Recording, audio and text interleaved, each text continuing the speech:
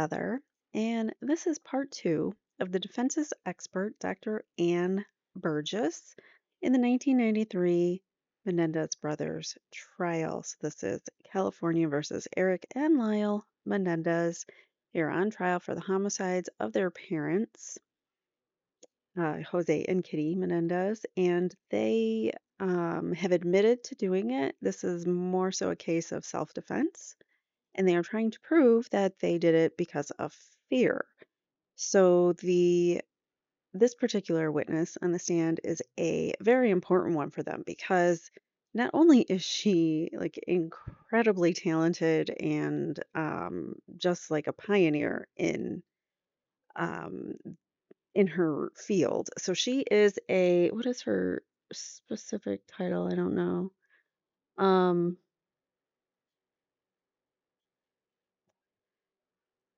I think it was on her bio. I can't remember what it is. But she was a nurse. She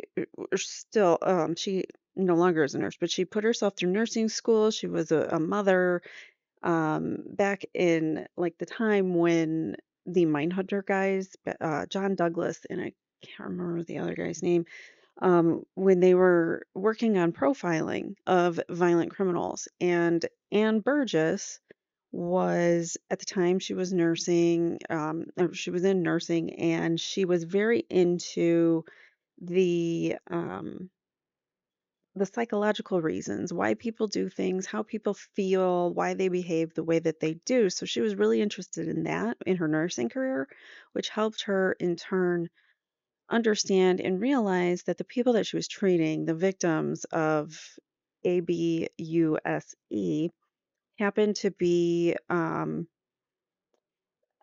they happen to have like similar patterns and ways of, behaving and whatnot. So she took this knowledge and the trauma, the ways in which people deal with stress and traumatic experiences and how that affects the brain and your psychology. And she was very interested in that. So she would look at patterns within within victims, but also using that knowledge, she helped create the whole FBI profiling program that we have today because she helped teach the FBI as a nurse, as this young mother, as a nurse in the 19 whatever 70s, um, maybe even earlier than that. She was teaching these FBI agents all about trauma and the victim response to trauma. And this was a totally new idea back then. So for her to be a woman, number one, to be doing this, because women weren't really um, as there- they weren't as strongly represented in the FBI as they are now. So anyways, so for her to be giving this information to a very misogynistic world of um, mostly men who probably didn't think that male on male SA occurred. And if it did, they didn't want to hear about it or didn't want to come to the grips that it could happen. So she had to teach these things early on in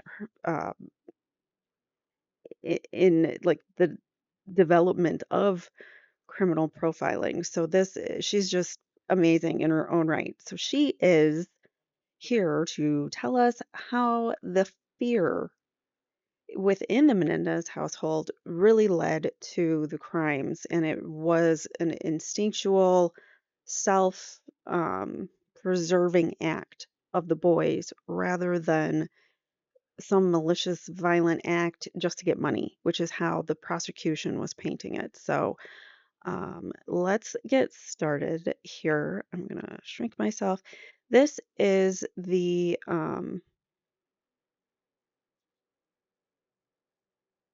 where did it move? Here we go. Sorry. This is we're going to start with the cross-examination of Dr. Ann Burgess. And I don't think I sped it up. And here is some. Captions. Here we go. Dr. Burgess, good morning. Good morning. The study in which you were involved for the FBI was a study which was aimed at trying to give form to crime analysis. Is that correct? In other words, you're trying to give some sort of scientific construction to crime-solving techniques.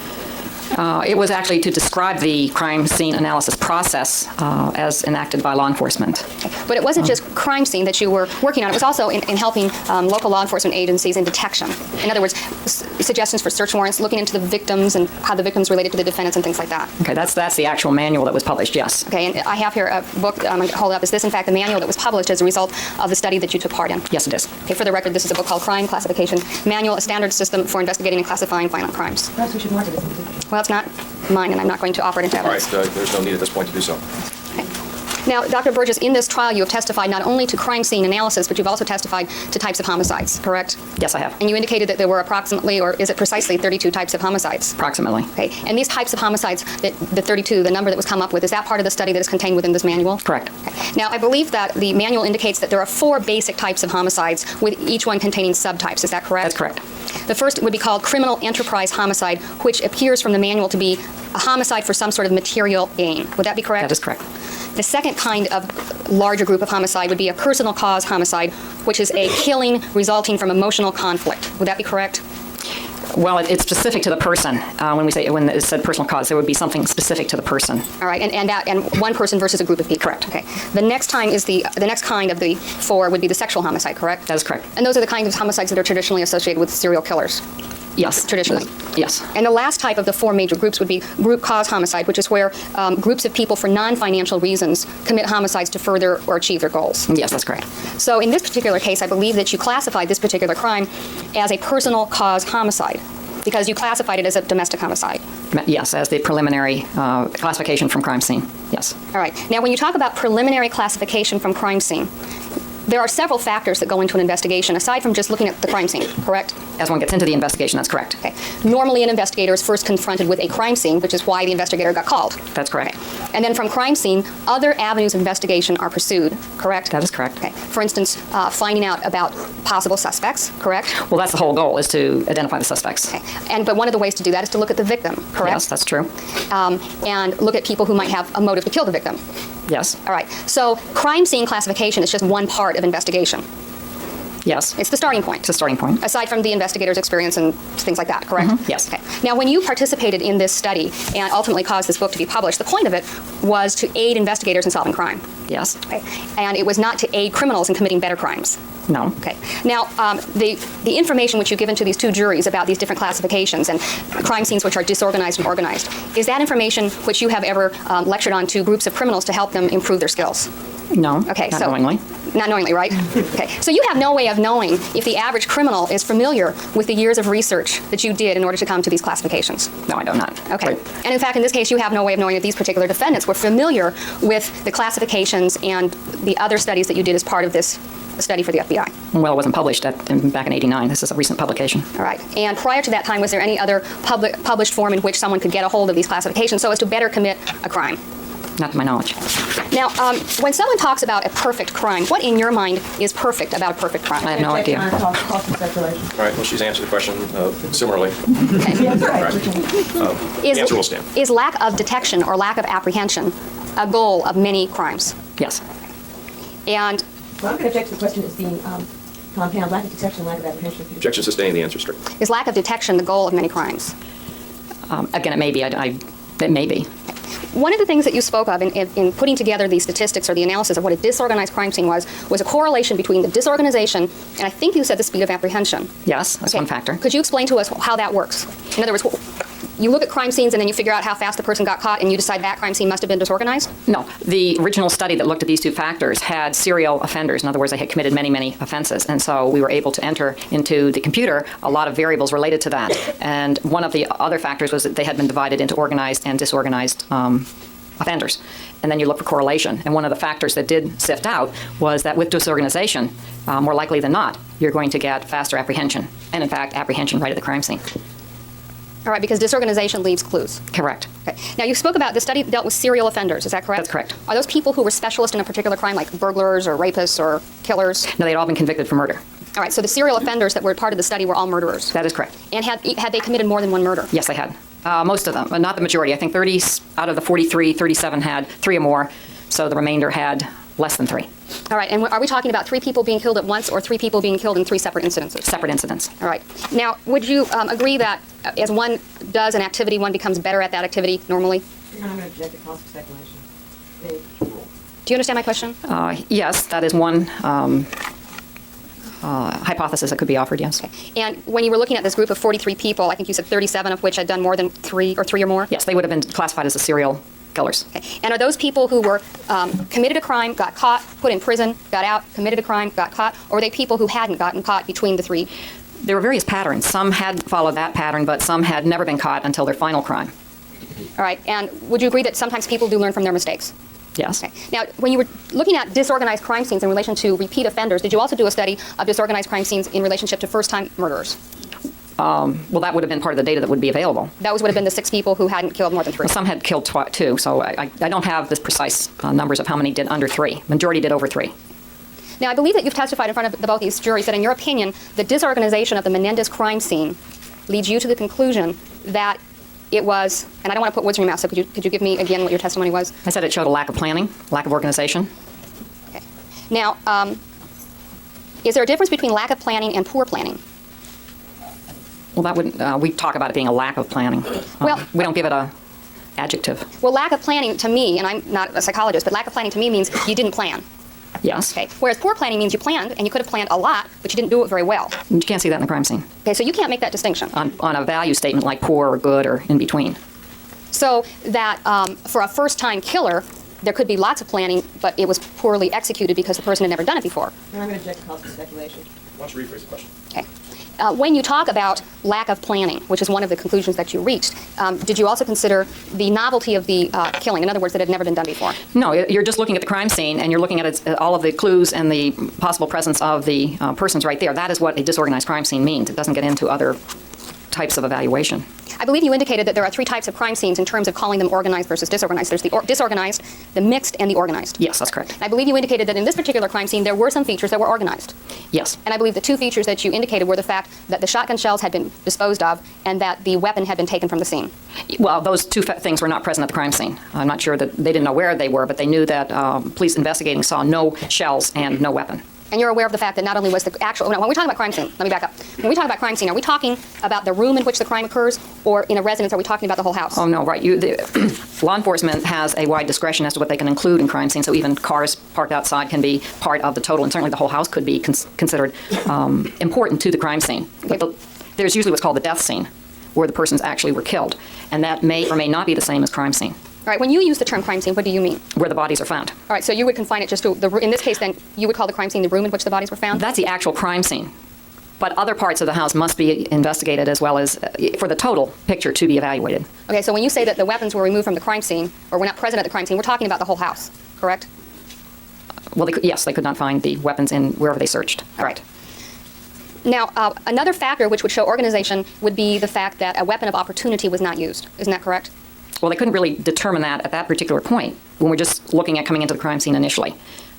They would have no way of determining that at that particular point. They just knew that the weapon was not present. Okay. Now, what is a weapon of opportunity, just so the jury knows? Right. A weapon of opportunity is some weapon that is secured from the actual area. That could be, I can give you other examples, like a knife if a knife is used, rope if a rope is present and used. Fireplace tool? Right. Could have handgun or some type of gun. All right, so sometimes in crime scenes you find a set of steak knives, and one of the steak knives is missing. Yes. And that would imply to the investigator that that was a weapon of opportunity, meaning that the person who came upon the crime scene did not come prepared, but rather used a knife to commit the crime. Yeah, no, it doesn't mean that they did not come prepared. It just means that it gives us another important aspect. A knife could be used, could be washed, and put back. Just giving you an example. Correct, and in which case, unless they tested all the knives for blood and found some, they wouldn't know that just from looking at the crime scene. Correct. Correct? Okay. I believe you indicated that some of the disorganized portions of this particular crime scene, and I think you gave 6 different examples, 6 factors that you considered in evaluating whether it was disorganized or organized. Okay, yes. Correct? All right, and I want to go over those with you now. Okay. I think one of the things you indicated that made it, in your opinion, disorganized was the location of the crime. Correct. Correct? And that was inside of a home in a residential neighborhood? Yes. Okay. And why was it that in this particular case you found that to be disorganized on the part of the perpetrators? In terms of possible detection, also you have to take into fact the type of weapon, that it was a loud weapon, it was a multiple weapon, and it was a hot August day when possibly windows were open. In fact, windows were shot, so that the likelihood of noise in this area and detection was highly likely. So that if one were to commit a shotgun killing of 2 people, one would want to do it in a place where one couldn't be heard. Is that correct? That would be one consideration, yes. So someplace like the desert would be the place? Yes. Okay. Now, aren't there problems, though, associated with transporting victims in order to get them to a place of isolation for the perpetrator? Not in perpetrators we've studied. Well, but if the person gets caught during the transportation, in other words, if the police stop the car, which sometimes happens when people are being kidnapped. Your Honor, I'm going to object to this. I think this is psychology speculation. Well, the nature of the question does go far afield, so perhaps you'd be a little more specific here. In order to make this particular crime look like a organized crime or a murder for hire, where should it have occurred, in your opinion, to make it more organized? Very often it can be done at an off location. I'm thinking of some of the examples that are cited where there are a few people around, or it's done very quickly. It's done from an area like a sniper type shooting. It can still be in a public place, but the person is not necessarily detected because of the distance between the victim and the shooter. All right, for instance, President Kennedy was shot in public. That's correct. By someone who evidently had a good aim. That's correct. Not using a shotgun. That's correct. Okay. But in terms of killing two people, in order to get 2 people, you would have to have a location where both of them were there at the same time, correct? Yes. And you would have to have a location where it would make sense that they would be in order to explain why they were there, correct? Yes. It would be non-suspicious for these people to be in this particular location.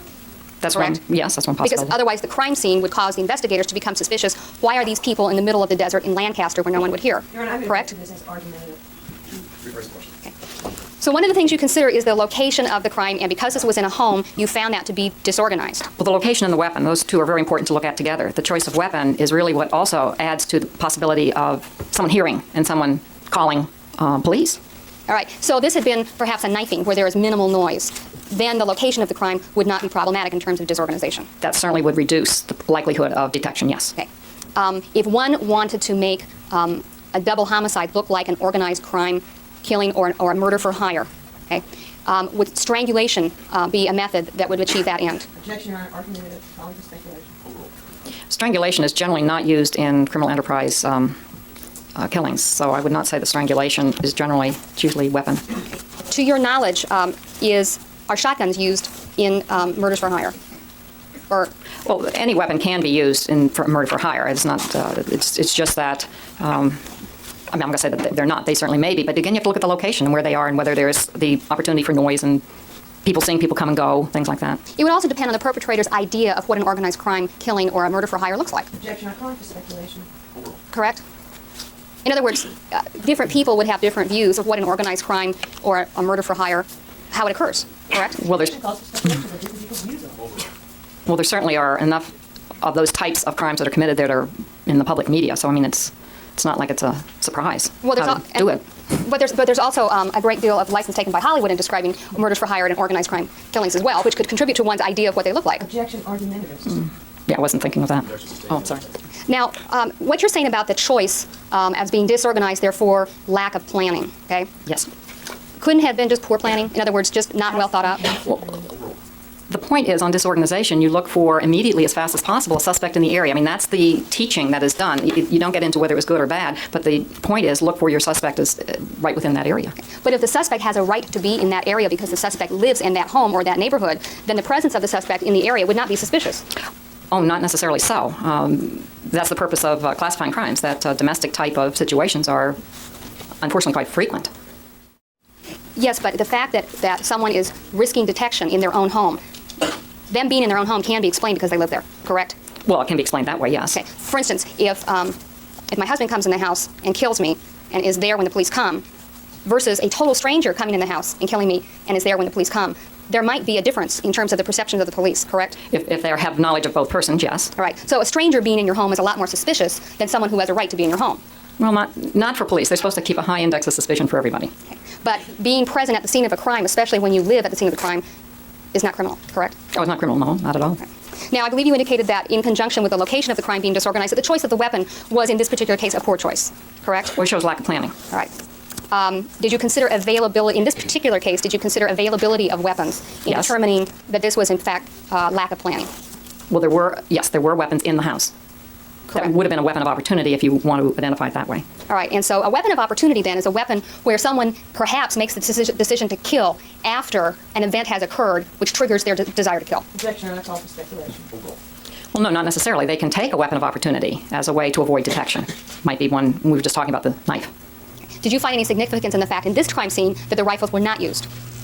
Yes. And what significance did you attach to that? Well, they could have planned to use those weapons if there was a plan. Well, that could have been their choice. But if the plan was to make it look like an organized crime or a murder for hire killing, then using the householder's weapons would be inconsistent with that particular theory, wouldn't it? Objection, argumentative and lack of foundation. No, I wouldn't say that. Well, wouldn't it be rather suspicious that an organized crime or a hitman would arrive at a scene and then arm himself with a weapon he's unfamiliar with after he already got there? I can't speculate on that. I can just say that when one goes to a crime scene, you look at the initial pattern, and in this crime scene, it was disorganized. And generally speaking, organized criminal enterprise does not show a disorganized crime scene. All right, but the factors, the disorganization, and the main things in this particular case was the noise made by the shotguns. Correct? And I think the other main thing would be the number of shots fired. Correct. Okay. Are there And type of ammunition. Okay, now why is the type of ammunition important here? Because that doesn't show planning. It is more logical that there would be all the same type of ammunition. All right, so you're talking about the fact that both birdshot and buckshot were used? Yes, correct. Now, you're saying then that, that there should have been planning that the mother would have died with the shot she already had before the birdshot. Is that what you're saying? Objection, argumentative. Sustained, rephrase the question. Dr. Burgess, the fact that there were two different types of ammunition could just as easily be explained by unexpected circumstances which occurred after the crime started, correct? No, you wouldn't read that into the crime scene when you come in at initial observation. You don't have that. First of all, that's forensic material. Okay. So when an investigator investigates, he's not just looking at the crime scene. He's going to look later at the forensic material which is developed after the crime scene is processed, correct? Well, you're always getting more information in to update if they haven't found a suspect. The importance of disorganized with organized is to immediately alert the law enforcement to start looking for suspect in that immediate area. Okay. And the purpose of the study was not to come in and aid criminal defendants in trial, but rather to aid law enforcement in apprehension, correct? That is correct. Okay. Now, the fact that there were two types of ammunition used should have told law enforcement that this was either not planned well or not planned at all. And therefore, they should look at a particular suspect. Well, again, you don't have that necessarily right at the time coming into the crime scene because that takes forensics to be able to identify that. So the fact that there were two types of ammunition used was not immediately identifiable at the crime scene. Unless they were able to see necessarily wounds and so forth. All right. Now, you've looked at the crime scene photos in this particular case. Is that correct? That's correct. And you had the luxury of time in order to examine those photographs, correct? Objection, argumentative.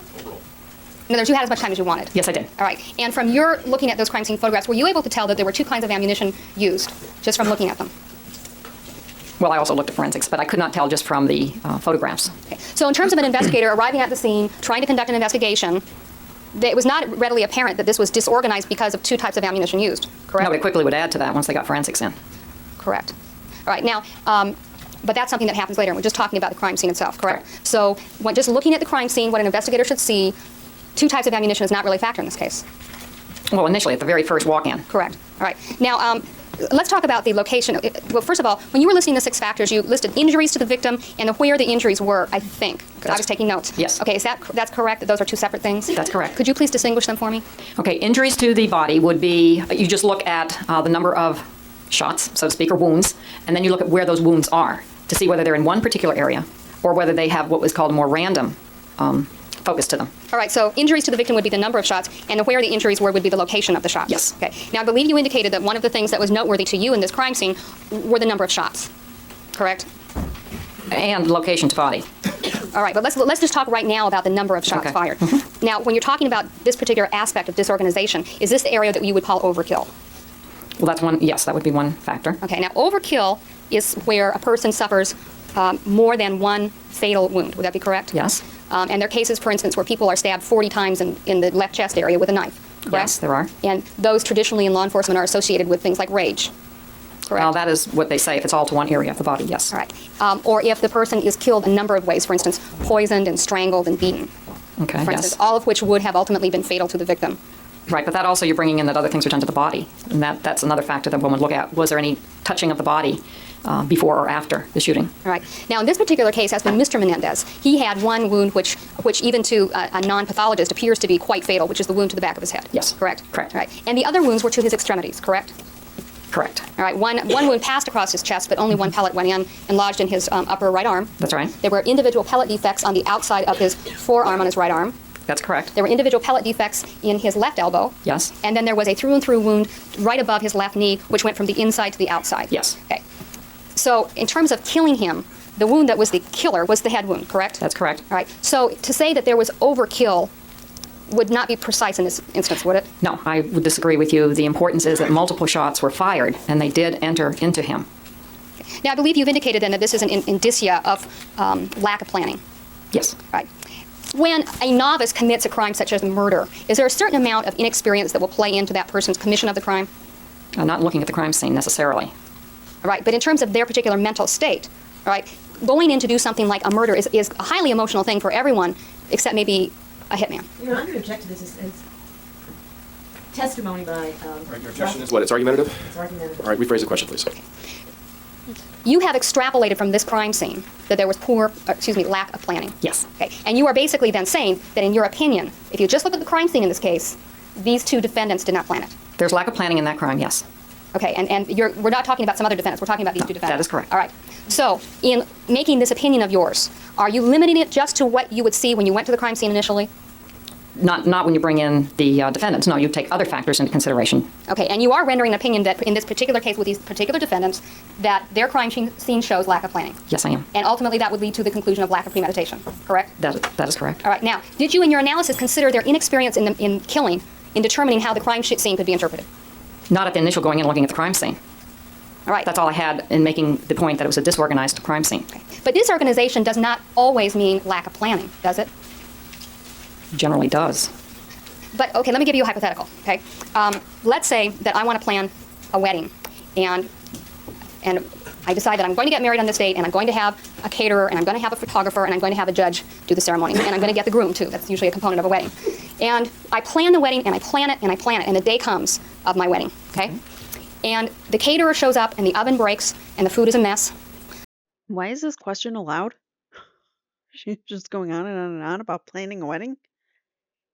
The judge arrives late and gives a very perfunctory, unimpressive ceremony that could apply to anybody, all right? And anybody at my wedding would think that this wedding wasn't really planned, because if you look at the wedding, it's kind of a disaster, right? Your Honor, I'm going to object. Improper hypothetical argument. Do you see what I'm saying? Anybody who came to my wedding would say, boy, the food's awful, the judge isn't really prepared, he couldn't have talked to these two people before he made these remarks. But that doesn't mean I didn't plan my wedding, it just means it didn't come off the way. Leslie is furious. Her head's just shaking like, I can't believe she's asking these questions, which I'm with her. I think she waited for her to finish the question before she objected because she was ready to object. And it's an improper question. It's a hypothetical that this person requires speculation. Argument. Do you see what I'm saying? Anybody who came to my wedding would say, boy, the food's awful, the judge isn't really prepared, he couldn't have talked to these two people before he made these remarks. But that doesn't mean I didn't plan my wedding, it just means it didn't come off the way I wanted. Objection argumentative. Rephrase the question. Okay, does the fact that my wedding does not go well mean that I didn't plan it? Well, one could say that there were certain factors that weren't checked and double-checked and carefully outlined, which usually goes into a good plan. That's not to say that extraneous factors can't occur. Okay, because the point is that at the end of this wedding, the person does, in fact, get married. And the person wanted to get married and planned to get married and thought about getting married and got married, but anybody who went to the ceremony would think that there was lack of planning. Objection argumentative. Dr. Burgess, lack of planning is not the only explanation for a disorganized crime scene, is it? There can be other factors, but generally it's the lack of planning that's one of the main features of disorganized crime scene. What are the other factors that could contribute to a disorganized crime scene? Not in this case, but generically.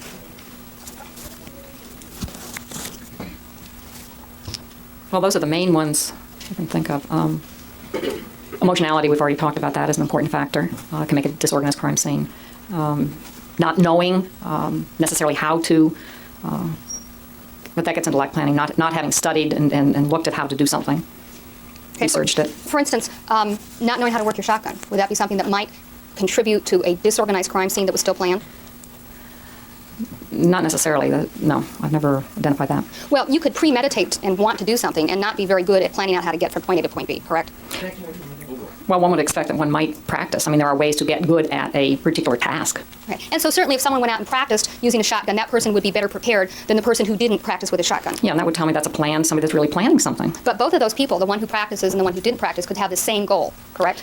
Well, that isn't what I would call a plan. The person that hadn't really thought through everything and identified it, I would not call that as having a plan versus the first example where they practiced it and thought about it. And But planning is not the only component of thinking something through and accomplishing something, correct?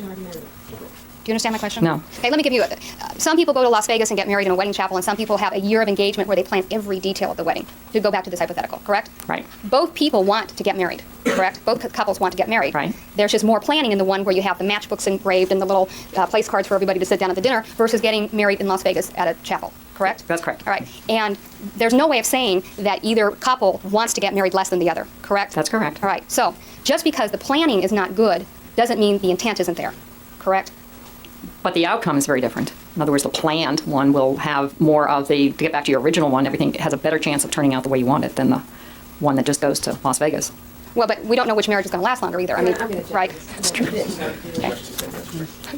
All right. Now, as to Mary Louise Menendez, I believe that the coroner identified 10 areas of gunshot wounds, correct? Yes, that's correct. And we now know, not from the crime scene, but from the forensic work in the coroner's report, that there were 2 birdshot wounds to her. That's correct. All right. Now, I believe you would indicate, would you not, that the fact that she has, before the birdshot, she has 3 wounds to her head area. Would you consider that to be overkill? Well, 10 wounds are overkill, but you're just saying to one. See, Well- one shot would have done it when you're using a shotgun. That's the whole point. You don't need to have, in a carefully planned crime, to have a massive amount of shotgun. What if the victim is still moving around after being shot? Well, that still speaks to lack of planning because one shot would do it. That would be knowledge that somebody that had planned something would have that knowledge. But there are all kinds of factors that go into a homicide that cannot be planned for or predicted by the killer. Wouldn't you say that that's like the reaction of the victim, for one thing? Well, that can be an unknown, yes. All right. And so couldn't it just be a function of inexperience on the part of the perpetrator that causes that number of wounds, in addition to the reaction of the victim to being shot? Not in this case. One shot would have done it. This is a massive amount of shotgun shells into the 2 victims. All right. And so you're saying that in this particular case, the fact that there were so many shots fired indicates to you a lack of planning? That is correct. Okay. And did you take into account the fact that Mrs. Menendez was crawling or sneaking in the room after she was shot? I had no evidence of that. Did you Coroner's consider, report. All right. Did you consider the testimony of, for instance, Lau Menendez in reaching your conclusions, which you related to these 2 juries? Yes, I did. All right. And do you remember the portion of Lau Menendez's testimony where he said that what prompted him to go reload was the fact that his mother was sneaking around the coffee table? I remember that was in the testimony. All right. So overkill implies that the person dies and then you just keep killing them, right? No, not necessarily. Overkill means a large number of shells are expended into the victim when that's not necessary. But not everyone dies from one shot, correct? People can die from one shot from a shotgun, yes. People can die from one shot to a shotgun, but not Yes. people don't always.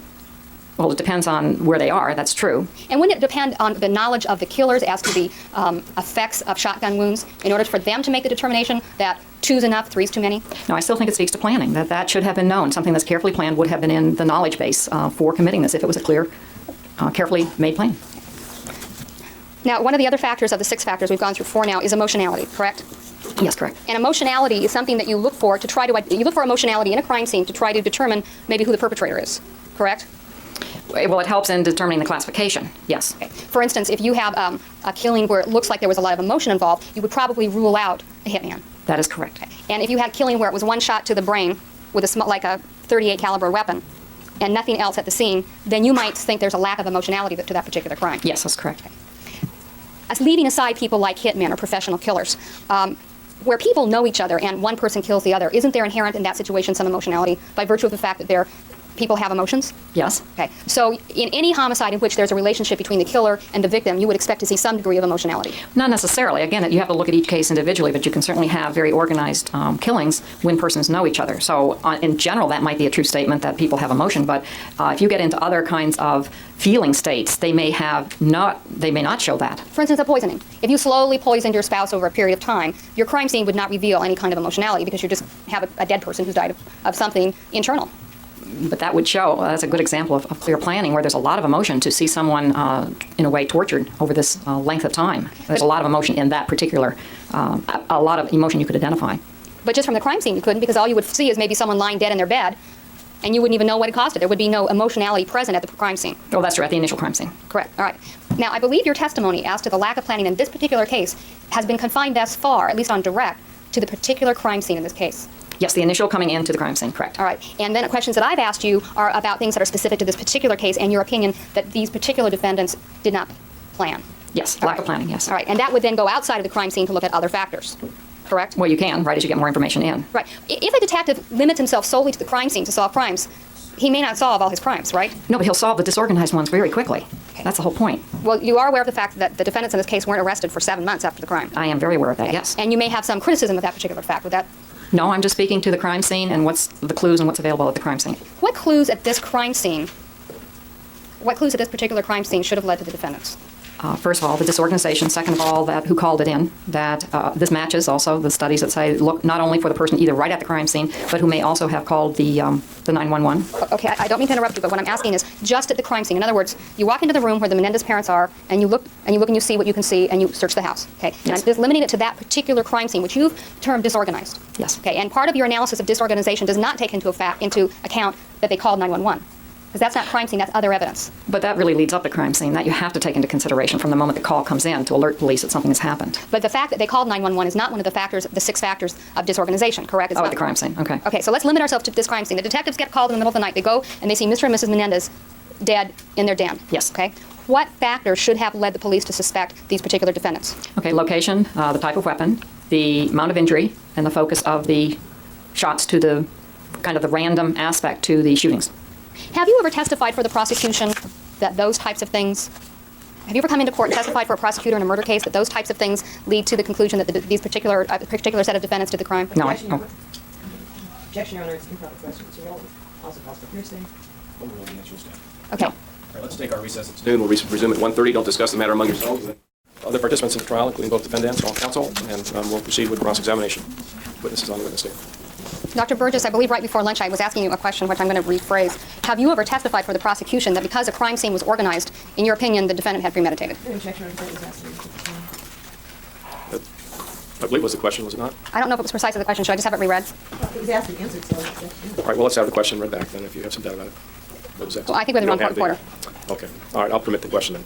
I'm going to object before the question since, and I'd ask to approach if we understand what the rules are with respect to this. Okay, if you would like to approach the bench so we can discuss it. The objection is sustained to the form of the question. You may rephrase it if you choose.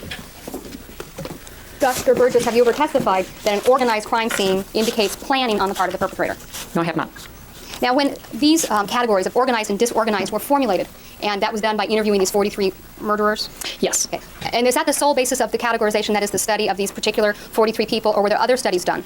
No, this was just one population that was studied to look at their statistically how they fell into the organized, disorganized, but that generally is one of the first classifications or separations, if you will, that law enforcement makes going to the scene. Now, when the data was being collected to define things as being disorganized or organized, were the perpetrators who were interviewed, the 43 people, asked about their mental state in regards to the disorganization or organization of the crime scene? I'm not sure they were asked about their mental state per se. Okay, were they asked about whether or not they had planned the crime? That information was obtained, yeah. Yes. And was there any correlation between planning the crime and the disorganization or organization ultimately of the crime scene? Yes. Okay, and what were the findings? Well, the findings were that the more organized, the more planning went into it because obviously they were able to be undetected and they got away with the crime and were able to commit more crimes. Was the experience level of the criminals taken into account in determining the planning and the ultimate resulting crime scene? Oh, there were some that were juveniles as well as some that were in their 30s and 40s, so that age or practice or whatever was not found to be a major factor. I mean, there's a wide span, if you will, of age as well as number of crimes. I believe you indicated that there are 3 possibilities for a crime scene: disorganized, organized, and mixed. And you have testified that there were factors about this particular crime scene which were organized, correct? That's correct. Why isn't this a mixed crime scene? It could, well, when you don't have to give it that type of category. First of all, it was post-crime activity rather than pre and coming onto the scene. Remember, there are 3 phases that you look at: the before, the during, and the after. And they try to break that down into those categories. Okay. Why isn't this particular crime scene in the Menendez case a mixed crime scene? Because there are just too many factors that point to disorganization. And the main factors then are the noise of the weapon and the wounds. The choice of the weapon, the location, and the noise level, injuries and location of wounds, yes. One of the other factors that you consider in evaluating a crime scene is where the injuries are located on the victims, correct? That's correct. And we spoke about that this morning, but I wanted to ask you, isn't it true that in certain kinds of cases there will be injuries to the sexual organs of the victims? That's correct. And that indicates what generally? It may indicate a sexual motive for the killing. All right, such as somebody having been abused as a child? No, it's what they do to the victim. It usually means that there is some sexual act or some with the victim, not the reverse. Okay, and so have you ever seen a case where there was an abuse victim who struck back and then injured the victim in the genitals or in sex organs? Where there is no killing. No, where there is a killing. Where there's a killing. I can't think of one. How many hours have you spent working on this case, ma'am? I've spent up to the trial. I've spent, I think, 83 hours. And what is your rate of compensation, please? Understand the usual rate is $100 an hour. Okay, are you getting the usual rate? Yes. All right, and then after the trial began, you put in more hours, correct? Yes, that is correct. And as a matter of fact, you've sat through testimony in this courtroom. Yes, I have. How many other hours have you put in that you know of? Probably put in another 5, 6, 7 hours. Okay, so approximately 90 hours, correct? Yes. Well, yes, around 90. One of the other things that you indicated which would make this a disorganized crime scene would be the lack of staging. Is that correct? That's correct. All right. Okay, first of all, what is staging? Staging is where there is an attempt to make the crime look like another crime. Now, if there were an attempt in this case to make it look like a professional murder, what would you have expected to see in terms of staging? In terms of staging, the weapon would have been different, single shot, use of a handgun. That would have certainly eliminated a lot of the blood and the multiple wounds. Gloves being used. Well, do you have any? Okay, gloves being used in order to avoid fingerprints. Correct. All right, but if fingerprints of the defendants had been found in this house, they would have been explicable, correct? Well, yes. And But gloves could be used in terms of the loading the shells. They would not necessarily have had to. Shells would be with fingerprints. All right, so an alternative to picking up the shells and getting rid of the weapon would have been to actually use gloves, correct? I mean, that's one suggestion, one offer, yes. Okay. So if one were planning out a way of making a domestic homicide look like an organized crime hit, one should only have used one wound, one shot, correct? Yes. A different kind of weapon. Yes. And what were the other things? The wearing the gloves. Also could have made it look like a burglary, removed some items. Okay. But what I'm talking about is not a burglary. I'm talking about a professional hit. So those are the things that should have been done. Is that correct? Well, if you're trying to stage it as that, I thought that was the question, is to stage it as Correct. a planned, organized domestic killing. And no, I'm talking about if you wanted to make an in-house killing look like the mafia or a hitman had done it, what kind of staging would have been necessary to convey that to a sophisticated FBI-trained investigator? Well, the main thing would be choice of weapon, as we've already said, which would be 1 or 2 bullets to each person. And those would be the two things, the choice of the weapon and the number of injuries? Yeah, use All of gloves. And use of gloves. Now, in this particular instance, And they would have been in and out, and it would have been a lot less messy. It would have been like 2 shots to the head, and then they would be gone for each. It would have been, if it was a mafia hit, different type of gun. They would have been probably like a small pistol, maybe with a silencer even. So, yeah, totally different kind of crime, I guess, is what they're trying to get at. okay, strike that, please. In addition to classifying crime scenes as organized and disorganized, you've also classified types of homicide, and I believe I asked you about that this morning. Yes. There are 4 major types, and then there are subparts, correct? Correct. Now, you said in your direct testimony that this is a domestic homicide, correct? Preliminary observation, yes. All right. Preliminary observation, could you also reach the conclusion that this was a domestic homicide which had features of inheritance or insurance-related death? No. Okay, and why not?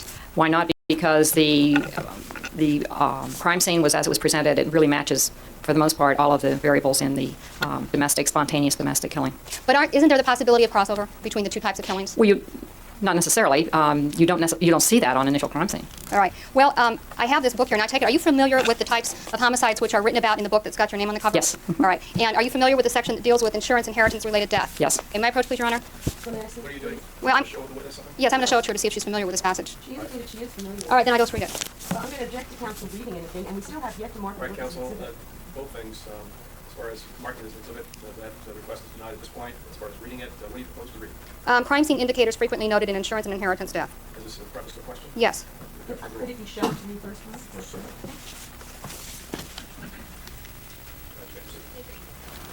This book seems to indicate that in the first paragraph under crime scene indicators frequently noted in an insurance inheritance type of death, usually the body is not concealed but is left in the open or somewhere that discovery is probable. Yes. Did that occur in this case? Yes. Okay. The nature of the crime scene or where it falls in the continuum between organized and disorganized will depend on the amount of planning and capacity of the offender. Yes. Okay, so those are 2 things about a crime scene involving an insurance or inheritance death, which are not inconsistent with the crime scene in the Menendez case, are they? No. No. Right. May I have a moment, please?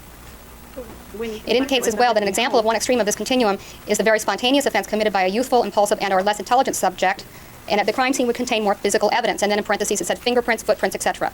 Now, in the Menendez case, there were no fingerprints that linked the defendants to committing this particular offense. Is that correct? That's correct. In fact, there were fingerprints found in the house of the defendants, but they were not anything incriminating, right? I object to that, Your Honor. There's actually been no evidence of anything. Sustained phrase question. Were you given all the police reports in this case, to your knowledge? Yes, I was. Were you given police reports which contained fingerprints comparisons? No, I don't believe I was. Comparisons to what? No. Fingerprints from the house which were compared with the defendants? Were you given that information? No. Okay. If The defendants lived there. So if their fingerprints were in the house, that proves nothing. Why? I don't know. Fingerprints. Seriously? Yeah, I mean, the boys lived there. Their fingerprints would absolutely be in that house, everywhere. I don't care. They would be in that house. It doesn't prove anything. If there were fingerprints in the house that were the defendants, that wouldn't be incriminating, would it? I object, Your Honor. Its argument is there's no foundation. Overruled. As a crime scene analyst, wouldn't you agree that if one's fingerprints are found in one's home, that that's not per se incriminating? Well, I'm not sure. I wouldn't say it's not incriminating. You certainly are going to expect to find fingerprints in the home. All right, but as long as the fingerprints are not found on shotgun shells or a gun or some other item associated with the killing, fingerprints on the walls or the tables or wherever would not be incriminating, correct? Not in a domestic killing, that's correct. Okay. And if the domestic killing was also, if the domestic killing was also an insurance inheritance related death, then the same rules would apply, correct? Yes, but you're going much further down the line to get at motivation when you're reading there. That you have to have a lot more information than what we had at initial crime scene. But that's, I'm just reading the book. I mean, that's what this book says. Is that a question? Isn't that what this book says? I mean, are you familiar with this particular chapter? Objection, Your Honor. There's 4 questions in the row. Re-ask the question, please. Okay. I'm going to continue to read. This crime scene would contain more physical evidence, fingerprints, footprints, etc. The weapon would be one of opportunity, acquired and left at the scene. Okay, that didn't happen in this particular case. That's correct. Okay. The crime scene would be chaotic with evidence of sudden violence to the victim, a blitz-style attack. That's just the same as domestic, that's correct. All right, so there's no distinction then. There's no way for you to say that the blitz-style attack would necessarily be exclusive to domestic homicides. Yeah, that's why we say you have to have a lot more information to get it into those categories, yes. It's all the information combined. You can't just take one piece. This is what they keep trying to do, is take one piece of information, pull it out, and say, well, that's not consistent. And you can't do that. You have to look at everything as a whole. The information would not be crime scene information, would it? That's correct. So in an insurance or inheritance-related kind of killing, you need to go outside of the crime scene to determine motivation. Yes. Okay. All right, the other extreme of the crime scene involving insurance or inheritance is one committed by a calculating, proficient offender who has mapped out all aspects of the crime ahead of time. This methodical approach is represented by an orderly crime scene in which there is minimal physical evidence present. Now, in the Menendez crime scene, what physical evidence was present which led to the defendants as the perpetrators? Well, the physical evidence was the massive amount of, there's a lot of blood, so that the propensity for that being on clothes, shoes, etc. was high. The physical evidence was the shotguns, the shells, the injuries. I think that's it. All right, but the blood can be washed off, correct? Well, eventually, yes. And shells can be removed and thrown away. Yes. And this goes on to say that in the more extreme of the crime scene involving insurance and inheritance, the weapon is one of choice, brought to and removed from the scene by the offender. Now, in this particular case, it was quite clear that the weapon was removed from the crime scene. Well, there's no weapon found, that's correct. Right. And there is evidence to suggest that it was not a killing of opportunity for someone who just came into the house, grabbed a knife, and stabbed, but rather there was evidence to suggest that the weapon had been brought to and removed from the crime scene. Yes, but at that time, you wouldn't know whether the weapon actually had been there. That you have to find out when you retrieve the weapon. Police would not know whether a weapon had been present and taken away. All right, until they talked to the defendants later that night and found out that the parents owned rifles and not shotguns, right? Well, they might want to talk to some other people, too. I mean, you don't just limit your interviews with persons immediately in the area. Yes, but if it's a domestic homicide that occurs inside of the house, the people who live inside of the house would be the ones who would know the habit and custom and possessions of the victims, correct? That's true, generally, yes. Now, I believe in talking about emotionality as one of the factors determining an organized versus disorganized crime scene, you indicated that the number of shots would indicate emotionality. Is that correct? Yes. Right. Do you think that you can determine emotion, that you can break down emotionality into distinguishing between fear and anger? Not necessarily, no. And fear and anger would manifest themselves the same way in a crime scene. Is that correct? Not necessarily. But they could. I'm not sure they could. You can have features of each. All right, so are you saying that if you go to a crime scene, you can determine by looking at the crime scene whether the person who committed the crime was in fear or was angry? No, there are going to be elements of both, because that's generally what's in a fear reaction, can be in a fear reaction. When people who know each other kill each other, is there an element of emotionality generally in that relationship? Overall. Yes. All right, so the fact that there is emotionality does not mean that the crime wasn't planned. Not in and of itself. If one is going to go in and do a murder for the first time, and there's a great deal of uncertainty about how it's going to proceed, wouldn't that cause fear or emotionality in the best laid plan? No, I wouldn't say that. So you would say that if someone had planned out a murder and they thought they planned it well, that when they actually went in to commit the murder, they would not suffer from any kind of emotional reaction to what they were doing? What I would say is high emotionality means low rationale and low thinking. That's generally the rule that one applies to that indice, if you will, found at a crime scene. But wouldn't you say that in cases where the murderer knows the victim, that there's going to be some degree of emotionality carried out in the crime? No, I think I've said that that doesn't have to be a factor. It certainly can be a factor, but it doesn't have to be. No, it doesn't have to be, but it often is. Even. This is argumentative at this point. Yes, please ask a question rather than arguing with witness. All right. Now, I'm looking at the injuries and the location of the injuries. What was it about the location of the injuries that made you feel this was disorganized? Was it just the mere number, or was the location important as well? Both. Location in terms of it being more of a random rather than a focused one site of the body, which would show much more thought and planning and organization.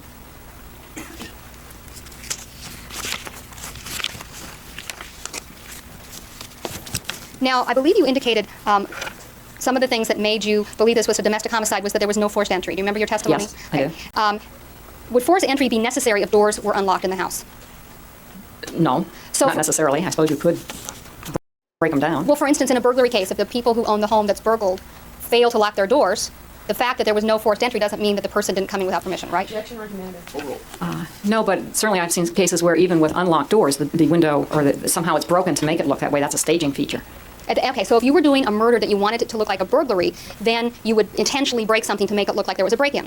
Well, I've seen that in cases. That's one example. Okay, if you were doing a murder and you wanted it to look like an organized crime hit or a professional hit, would you necessarily want to have signs of forced entry?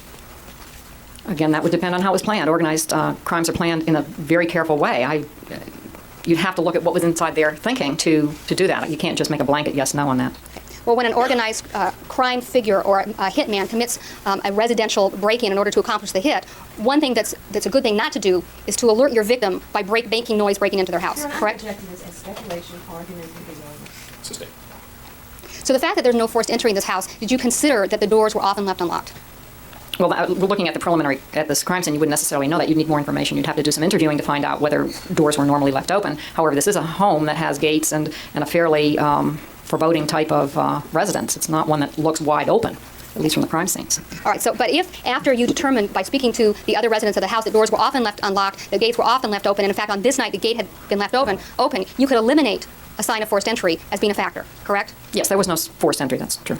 Right, but you could eliminate that fact as a factor in evaluating the crime scene because it doesn't make any difference if the doors weren't locked. Your Honor, again, I think that's argumentative. Sustained. Rephrase the question. Once you determine that the house is often left unlocked, does it still matter in your analysis that there was no sign of forced entry? It still requires a lot of planning for someone, if you're talking about someone to know which doors are going to be open and how to get in and having a floor plan and all of that and where people are. That requires a fair amount of planning and knowledge, if you will, of the situation. Or luck on the part of the perpetrator by just opening the door, right? Organized criminals aren't going to have a lot of luck. I mean, they're going to make sure that things work the way they want them to work. Now, you've had the benefit of several years of studying the criminal mind, wouldn't you say? I mean, you've been studying criminology and criminals since 1980? Yes. Okay. Do you have any evidence to suggest that either of these defendants had the level of knowledge that you had about how crimes are committed? Well, I certainly don't think they have the level that I've had, but they are bright Okay. young men. You indicated as well that the bodies had not been touched, and that was one of the factors that you considered in classifying this as disorganized. Yes. Okay. How do you know the bodies weren't touched? The bodies were in the well, from coroner's report, but also it was on police report that it did not look as though the bodies they were in the position that they were when they were killed or possibly falling. I mean, it was not quite clear whether there was no indication that they had been moved, touched, cleaned up, covered, any of those kinds of features. But if in fact the moving or the touching had been minimal, there's no way you could tell that from looking at the crime scene, is there? Objection, argumentative. And since that's not evidence. Generally, that is something that is a major observation, and that did not seem to be an observation that I saw anybody make in any of the materials. Well, for instance, if someone's hands were open at the time of their demise and someone goes and crosses their hands in front of them, for instance, there's no way that you as a criminologist could tell that, right? I guess I couldn't tell that, but I would rely on experts, coroners, people like that. But that kind of movement wouldn't have any physical findings. There would be no way to substantiate that kind of movement, would there? Your Honor, this is argumentative and may well be raised. Counsel, you're arguing that. Well, I'm going to object. There's no foundation. The evidence for the question is argument. Overruled. You understand the question? Yes, from the information I had, there was no way that anyone had determined that they had been moved. And there was no way to determine that they hadn't been moved at all, was there? Same objection. Overruled. True. Okay, so the fact that the bodies weren't touched is really not a factor in your analysis. Oh, no, it is a factor in my analysis. I mean, the overwhelming evidence is that they weren't, that they essentially were found as they died, so that the death scene and the crime scene were one, and that's a very important piece of information. Now, another thing that you indicated made this a domestic homicide is that there was no evidence of theft. Do you remember Yeah. your testimony in that regard? Yes. That would also be true in a professional hit as well, that there would be no evidence of theft, Not correct? necessarily. That might have been a staging. Well, if a professional hitman did the murder, he might desire to make it look like a burglary or a robbery, correct? Correct. Right. But if it was just a hit with no other purpose, in other words, if I wanted to make it look like my idea of an organized crime hit, would theft necessarily be part of that? Objection calls for speculation. Sustained. Okay.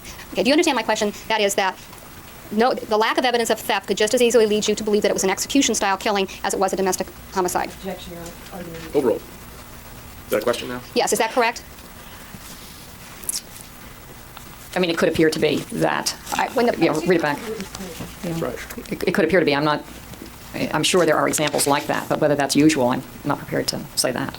Well, when the police or the press talk about an execution-style slaying, you're familiar with that phraseology, I take it? Yes. And in that, there is the assumption that this was not a financially motivated in terms of a robbery or burglary, but rather was the focus of the crime was to kill. Isn't that correct? Yes. Okay.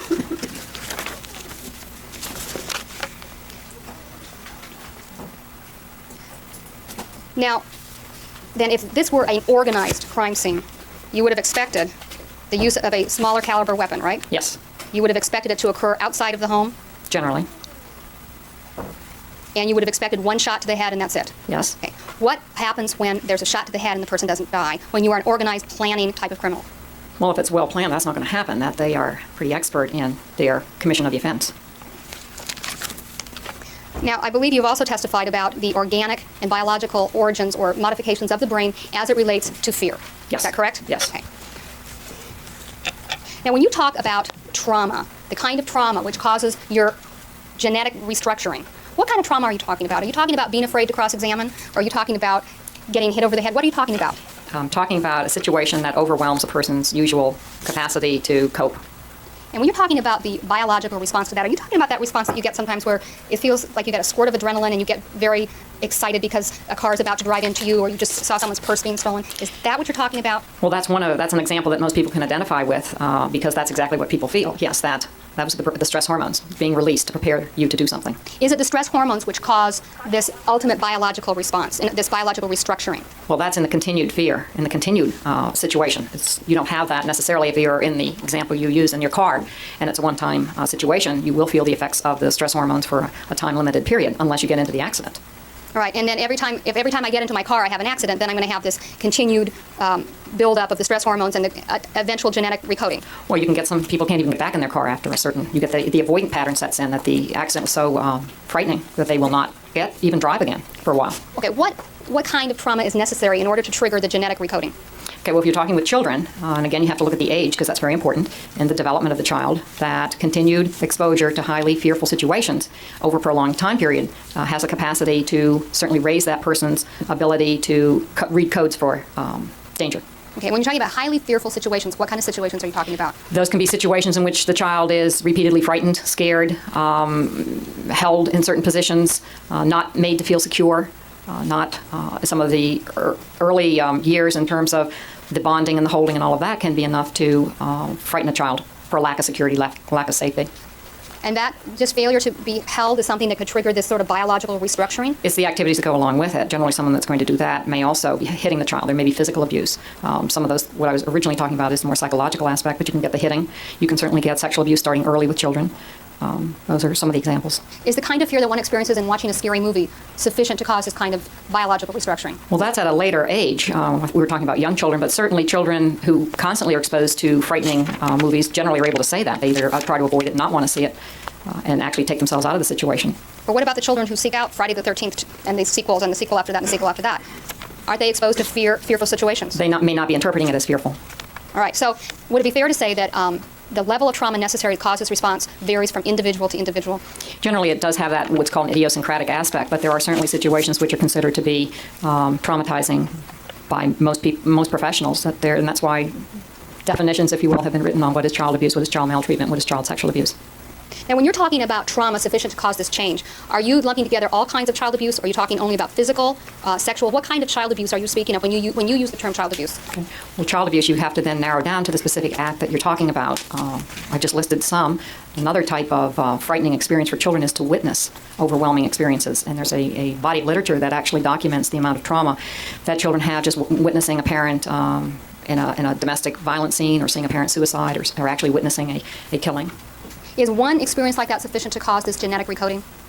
Certainly one experience is enough to trigger symptoms. We certainly see a wide range of symptoms in children who have even experienced one traumatic event. But is it enough to cause genetic recoding, which would cause you to have this biological reaction? Yeah. Well, generally it is believed that it takes continued repeated exposure to a traumatizing event. And is there any way to evaluate how much repeated exposure is needed to cause this biological change? Well, you usually see it in the symptoms of the child, or whoever you're looking at, and that will give you a pretty good indicator of how seriously impacted and traumatized the person is, the nature of the symptomatology. Is there any test that you can give to an individual to see if they've undergone this genetic or biological restructuring as a result of repeated exposure to trauma? Not per se. We talked about that Friday, not per se on the genetic recoding, but certainly there are studies that speak to the lowered biochemical reaction, and there's been a fair amount of research on that, because that's where some of the treatment methods have come into play. Okay, but as far as a blood test or a brain scan or something like that, is there any physical way to determine whether or not someone has actually undergone these changes, these genetic restructuring? Not on the genetic restructuring. That's been noted in the animal research I spoke about. I believe you spoke about studies on snails. Is that correct? Yes, that's one of the studies, yes. Is there a difference between the brain of a snail and a human being? Well, see, this is in the brainstem, and this is in the survival brain and the reptilian brain, and that is why researchers are able to make the suggestion, because it does share similar function as in the human brain. But does the human brain have features that the snail brain does not? Oh, yes. It has higher level cortical functioning. A human being can reason. Yes, it has the cortical function, sure, yes. And a snail cannot. Oh, we don't think the snail can. Okay, we're fairly certain snails don't reason, correct? Yes. Okay. So what you're saying then is that the studies on the snails show that when they're exposed to trauma, that there are biological changes which occur in their brainstem. Well, when it's stimulated, when that is actually, the fear response is stimulated, that's what it shows, and then they have tried to, they see what's called the avoidance pattern. If the snail moves away from, moves back in its shell or whatever, that certainly is an avoidant pattern. And that seems to last for about an hour. That's what the short-term memory.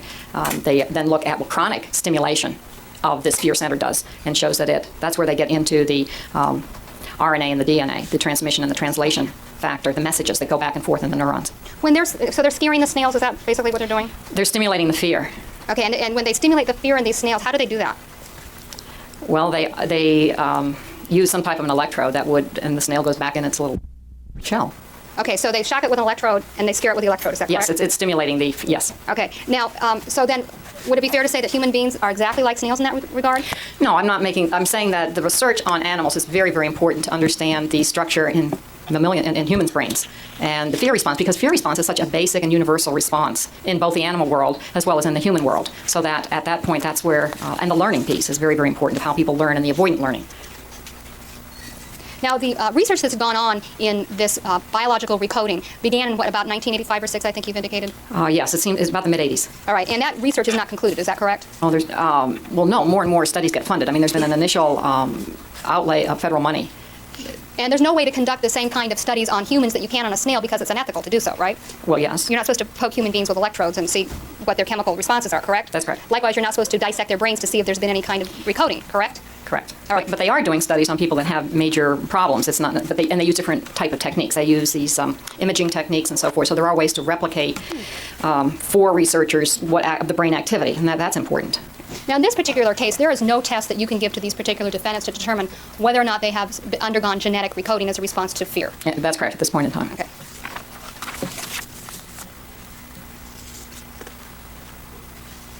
May I have a moment, please, Your Honor?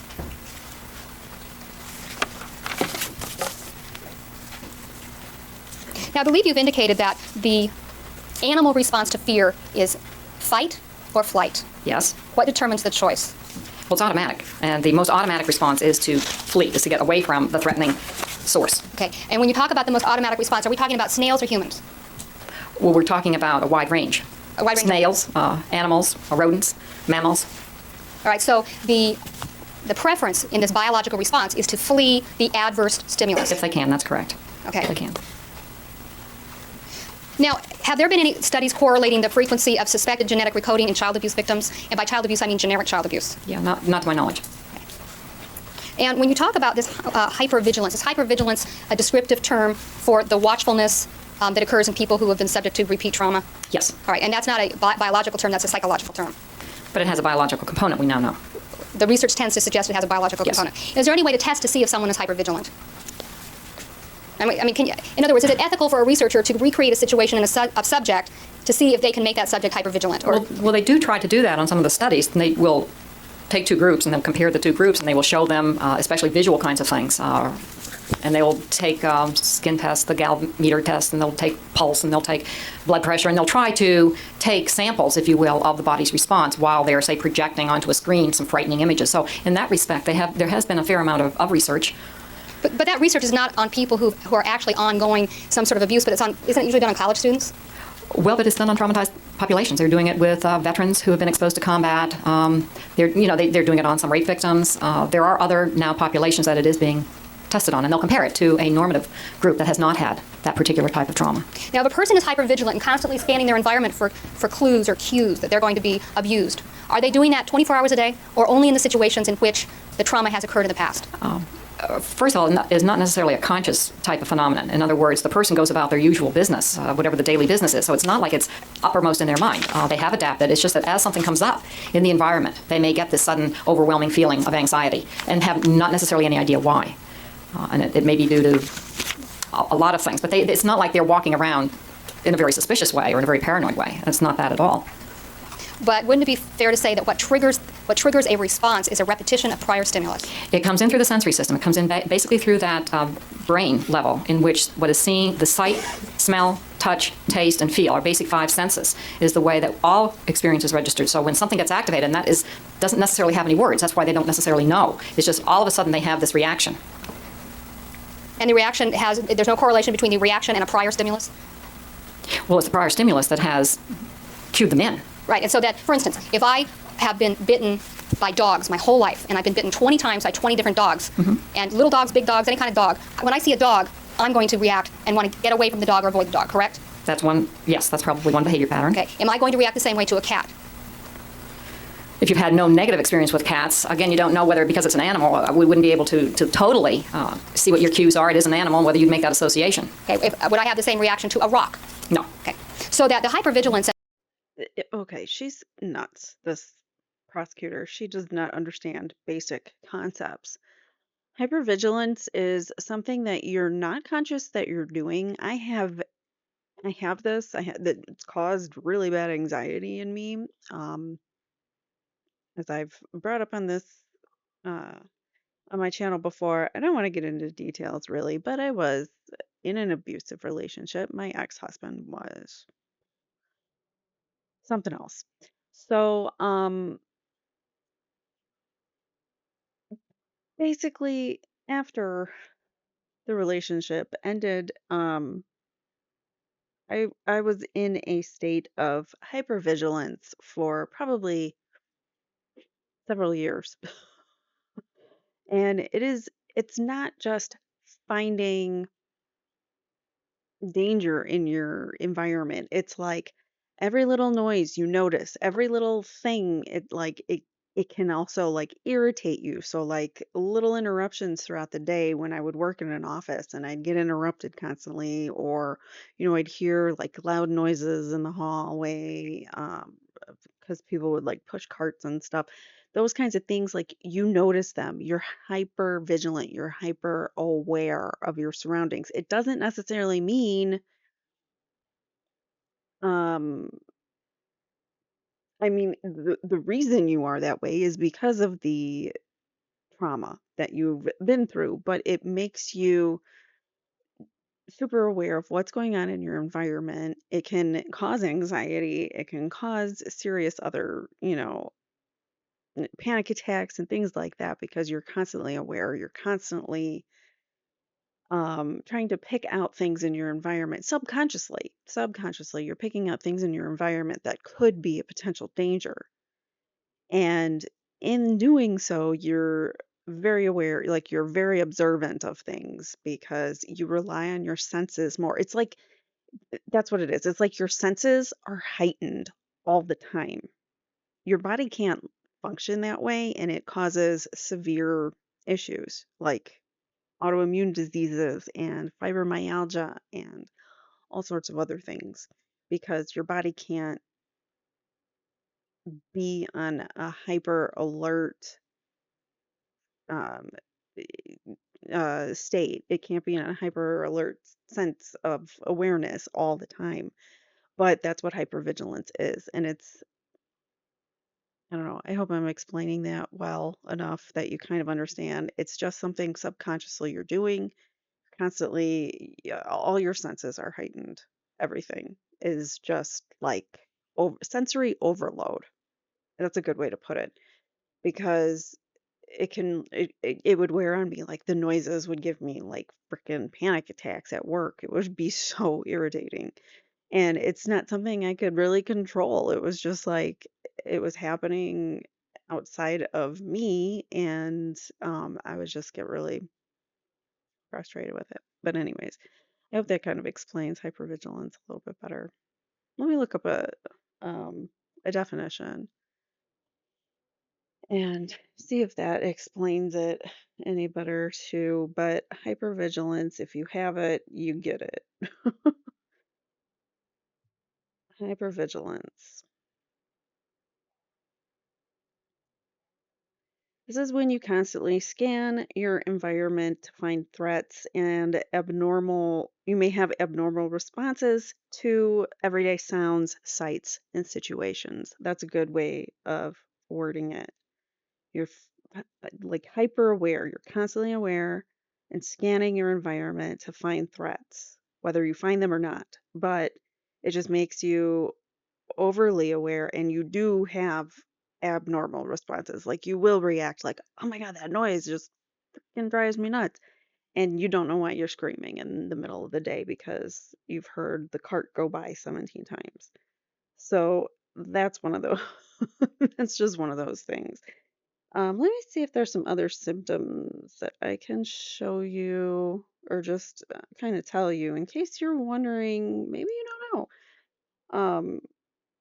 You can get rapid breathing, dilated pupils, sweating, increased heart rate, elevated blood pressure, restlessness, and tense muscles. This is while you're throughout the day and you're being hypervigilant.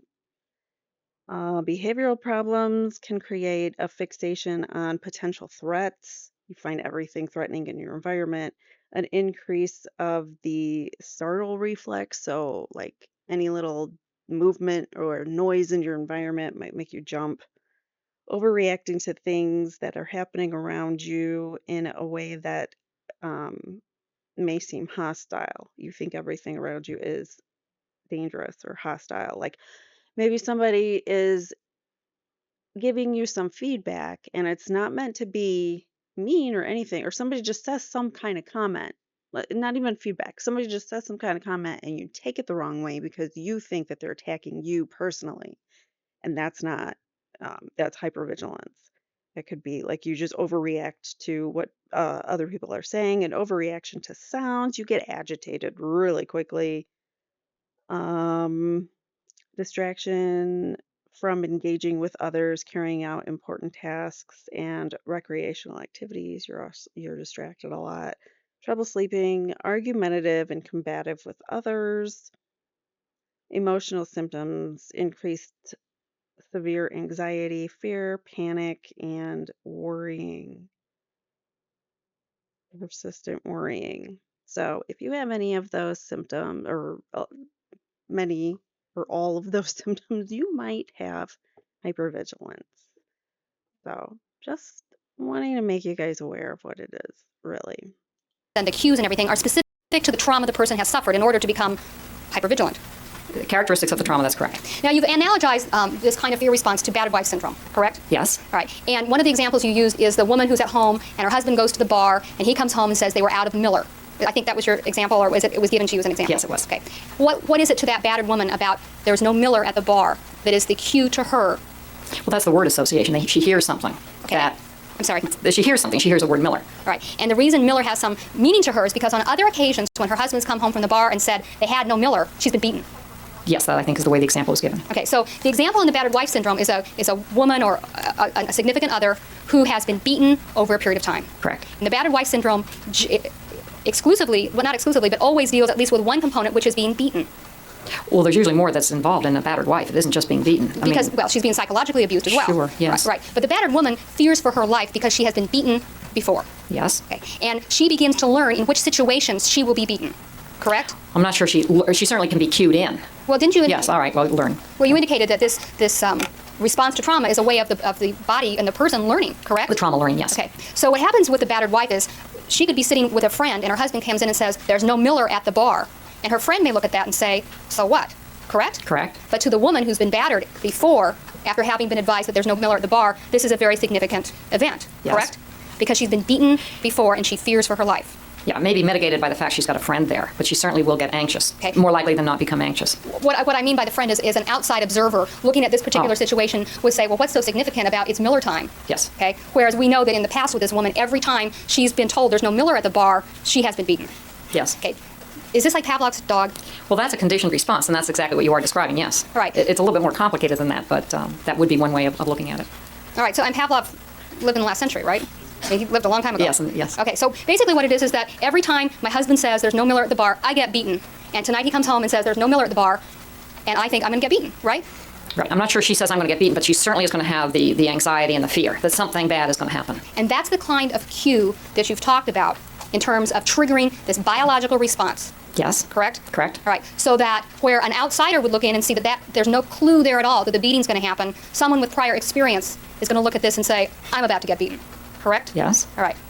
What happens when the husband comes home from the bar and he brings his wife a box of chocolates? Okay. Is that the kind of thing that's going to trigger the fear response? Well, see, that's the kind of thing that's going to get this unpredictability, which is usually a feature that you find in these situations. And that even can make the wife or whomever more anxious, because sometimes he comes home and talks about Miller and she gets beaten. Another time he comes home and he brings her a box of candy and everything is okay. So he is, in a way, probably trying to keep her off guard.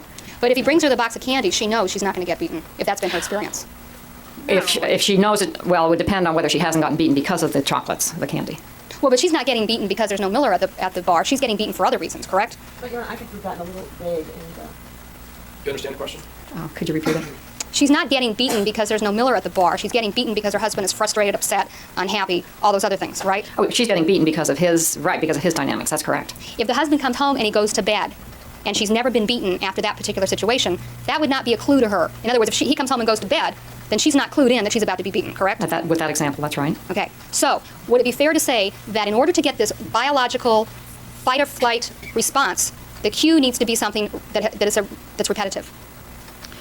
Well, the cue is going to, don't forget, cue in to a previous situation, so there can be fragments, if you will, in the cue. It doesn't have to be a blatant, overt kind of statement like Miller's. There could be other factors. I mean, it could be the smell of beer. He comes home and he smells like Miller's. Well, yeah, well, I mean, that could be enough too. And so then he goes to bed, and she may not still be that sure that he's not going to wake up and beat her. but in order to have that response, she would have had to know that in prior occasions when he came home smelling like beer, she got beaten. Yeah. Okay. Now, people who have this shortened response time, this biological response time to fear, are they like that with everybody in the world? In other words, if this woman has been beaten every time her husband comes home from the bar and says there's no Miller, okay, and she sees a movie, for instance, where someone says there was no Miller, is she going to have the same fear response because of what she sees in the movie? No, we have what was called fear-specific situations, and those that are fear general. But you're giving examples where it is really fear-specific, that there is a definite person that is going to injure her given a certain set of circumstances. Now, when you say fear-specific and fear general, is there a difference in the biological recoding that goes on because of whether it's generalized or specific fear? No, what I mean by the fear general is, say that somebody has been traumatized and there's a certain odor. They can be in another situation, smell that, and that will trigger in the fear response. And yet, whoever, it has nothing to do with the person, it's just that it gets activated, if you will, in a more general sense. And that's different from what we've been talking about, which is very specific. That person, you said, is continually beating the wife. Why is it that flight is the preferred method of avoiding this trauma to fight? Do you know? No, it's just that tends to be the preferred. It isn't the only situation. A lot of people can be trained not to flee. And in fact, that's what generally is done in situations where people are required to fight. There usually is some preparation for being able to fight. I mean, like in the car situation, people are going to try to avoid an accident. They're not going to try to Speed up so they have speed one. up so they have one, right? Okay. Yeah. Now, I'm going to give you a hypothetical. If two people are raised in the same environment but are raised very differently, they're treated very differently, their experiences are very different, would you expect to see the same biological recoding in each of them? There's a certain amount of fear level that is idiosyncratic, if you will. In other words, unique to that particular person. And it may look different, but it is experienced as fear to those two individuals. So that's very hard to say just because two people are treated differently. The manner in which they're treated can have the same outcome, if you will, i.e. to accelerate the fear response. Is one of the important things in this fear response the repetition of the stress? In other words, if I'm traumatized at the age of 8 and then not re-traumatized, is that different from being traumatized throughout my life? Well, there's what's called intermittent trauma. Yes, chronic but intermittent. And then there is just absolutely chronic that's with a pretty relentless kind of an abusive situation. All right, and would you expect the biology of those two separate people to be different? In other words, the one who's traumatized at age 8 with no repetition versus the one who's traumatized all their life? No, I wouldn't necessarily. You wouldn't expect it to be different? No, because you have to look at what is being activated in the situation. You still have to look at each individual to see what those life experiences have been. But wouldn't it be fair to say that all people are different and their response to trauma is always going to be different? Yes. Your Honor, may we take our afternoon break now? I think I can shorten my cross-examination if I have a few minutes. All right, in court, and all other participants as well, you may continue your cross-examination. Dr. Burgess, I want to return briefly to the classifications that you testified to already. I believe you indicated in both your direct and cross-examination that this was, in your view, a domestic homicide, correct? Yes. Okay. And if you have a domestic homicide that is for purposes of insurance or inheritance, that's possible, correct? In other words, it's possible to have a domestic homicide which is also a homicide committed for insurance or inheritance. There are cases like that, yes. Okay. So, in addition, in the domestic homicide, I believe that there are two subcategories, the spontaneous domestic homicide and the staged domestic homicide. Yes. Is that correct? And the staged domestic homicide indicates that this is a staged domestic homicide is planned and may be due to the same stresses as in an unstaged domestic homicide. Is that correct? That is correct. And the major differences between these two homicides is in their crime scenes. That is correct. Okay. Would another difference be in the degree of planning between the staged and the spontaneous? Well, that is one of the discriminating factors. Okay. One of the crime scene indicators noted in the staged domestic homicide is that the crime scene of the well-planned domestic murder reflects a more controlled, organized crime. The weapon, fingerprints, and other evidentiary items often are removed. In this particular case, the weapons and the items containing incriminating fingerprints were in fact removed from the scene. That is true. Okay. The body is usually not concealed. In this particular case, the bodies were not concealed. Is that correct? Well, on the staged domestic, they can be staged to look like another crime, so bodies can be altered. But in this particular book, of which you were an editor, it says the body is usually not concealed. Yeah. Is that one of the crime scene indicators of the staged domestic homicide? But it also can be altered. I mean, maybe an open view, but it also can be altered. I think there are some examples in that case that gives that. It goes on to say the crime scene often involves the victim's and or offender's residence, but location of crime scenes outside the home also are possible. So a planned domestic homicide often involves the victim's residence. Is that correct? That is true. Okay. Staging is frequently noted in the planned murder. It's often made to look accidental. Other deaths may appear due to secondary criminal activity such as robbery or rape. Correct? That's correct. In addition, another way to stage it would try to make it look like a hit. That is a professional killing. Is that in there? No, I'm asking you if that would be another. I didn't think it was in there. Would that be secondary criminal activity, though? Well, it's not one of the defining characteristics for domestic killing. All right, so would it be your testimony then that it's only when you're trying to make it look like a robbery and not like a professional hit? Yeah, that's generally for that category. They can try to make it like it was a rape. That's when they will alter clothing on the victim or something like that. Well, why wouldn't it be possible for a staged domestic homicide for the perpetrator to try to make it look like a hit, especially if one's parent was involved in an industry in which there were some underworld characters? No, I think that calls for speculation. It's not based on research. Okay, so are you saying then that it's not possible in a staged domestic homicide for the perpetrator to try to make it look like a professional killing? It's an objection on its own for speculation. It's anything is possible, but more likely than not, it will not be staged in that way. I can't think of any cases that have ever come in like that. All right, but it's not out of the realm of the possible, is it? Anything's Your Honor, answer. I would say anything is possible, of course, but highly unlikely. So it would be highly unlikely for a perpetrator in a staged domestic homicide to try to make it look like it was a professional hit? Yeah, that's what I'm saying. Yes. In addition, it says that search warrant suggestions for the investigator would be to search for evidence to corroborate a motive. That's correct. So in addition to the crime scene indicators, the investigator needs to look outside the crime scene for motivations on the part of the perpetrators. That is correct. Now, returning to the biological parts of fear, I believe you indicated that people in a fear response cannot override that response. Is that what you said? No. In a fear response, the fear overrides the usual coping. It doesn't mean that they don't do something, but it overwhelms the person, and that's what triggers all of those stress hormones. Once a person is overwhelmed by the stress hormones, is the person able to control his or her conduct? Well, they do behave. I mean, again, that car situation, of course, people do respond to try to avoid hitting a car. Okay. Are the people able to respond rationally once the fear hormones are triggered? Well, rationale and fear, it depends on the intensity and depends on the example. I guess we'd have to really look at specific examples in that situation. We just look at the car. I guess there are situations when people absolutely lose all rational thought and there is an accident. That is one possibility. But there are also times when people remember that there are certain things they can do to avoid an accident and do them in the midst of their fear. Well, right. I mean, you hope that's why people are trained in situations to be able to respond very quickly, automatically. I think that's the important thing, is that automatically, if something comes to you, you will behave in that way to avoid the danger. Now, the fear response, which you've testified about, that causes this genetic recoding, is that a response to a life-threatening situation? Well, certainly life-threatening situation is a fear. So, all right. But in order I would agree. in order to cause the genetic recoding, doesn't the trauma have to be fairly severe?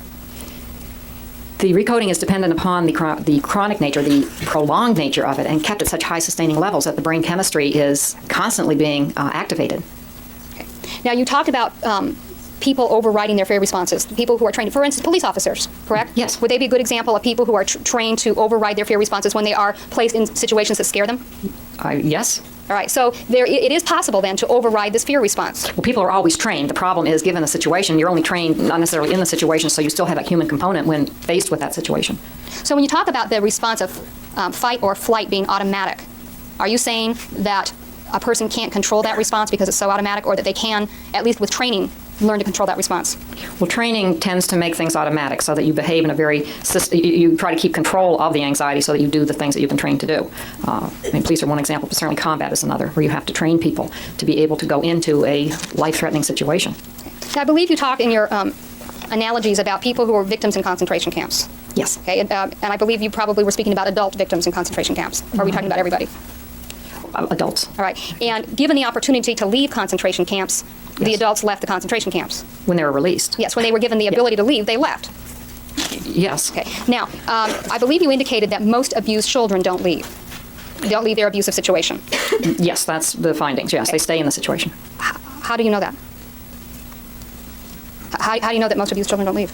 Because that's, well, two ways. One, that's what the research shows, but it's very difficult for a child to just run away and be able to be secure and safe and so forth. So they generally tend to stay in the abusing situation, and they tend to learn to adapt to the abuse. Okay. Have you ever done any studies or read any studies about children who are runaways, adolescents and above who are runaways? Yes, that was a funded study that I did with my colleagues. And what were your findings about the incidence of child abuse in the home of children who are runaways?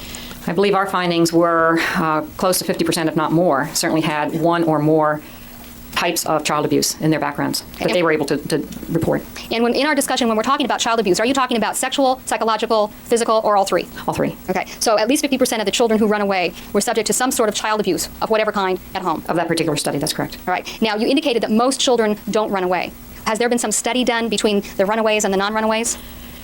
Well, for example, again, you have to look at the age. You have to have a certain age where a child is able to run away. It's highly unlikely, under a certain age that children are going to run away.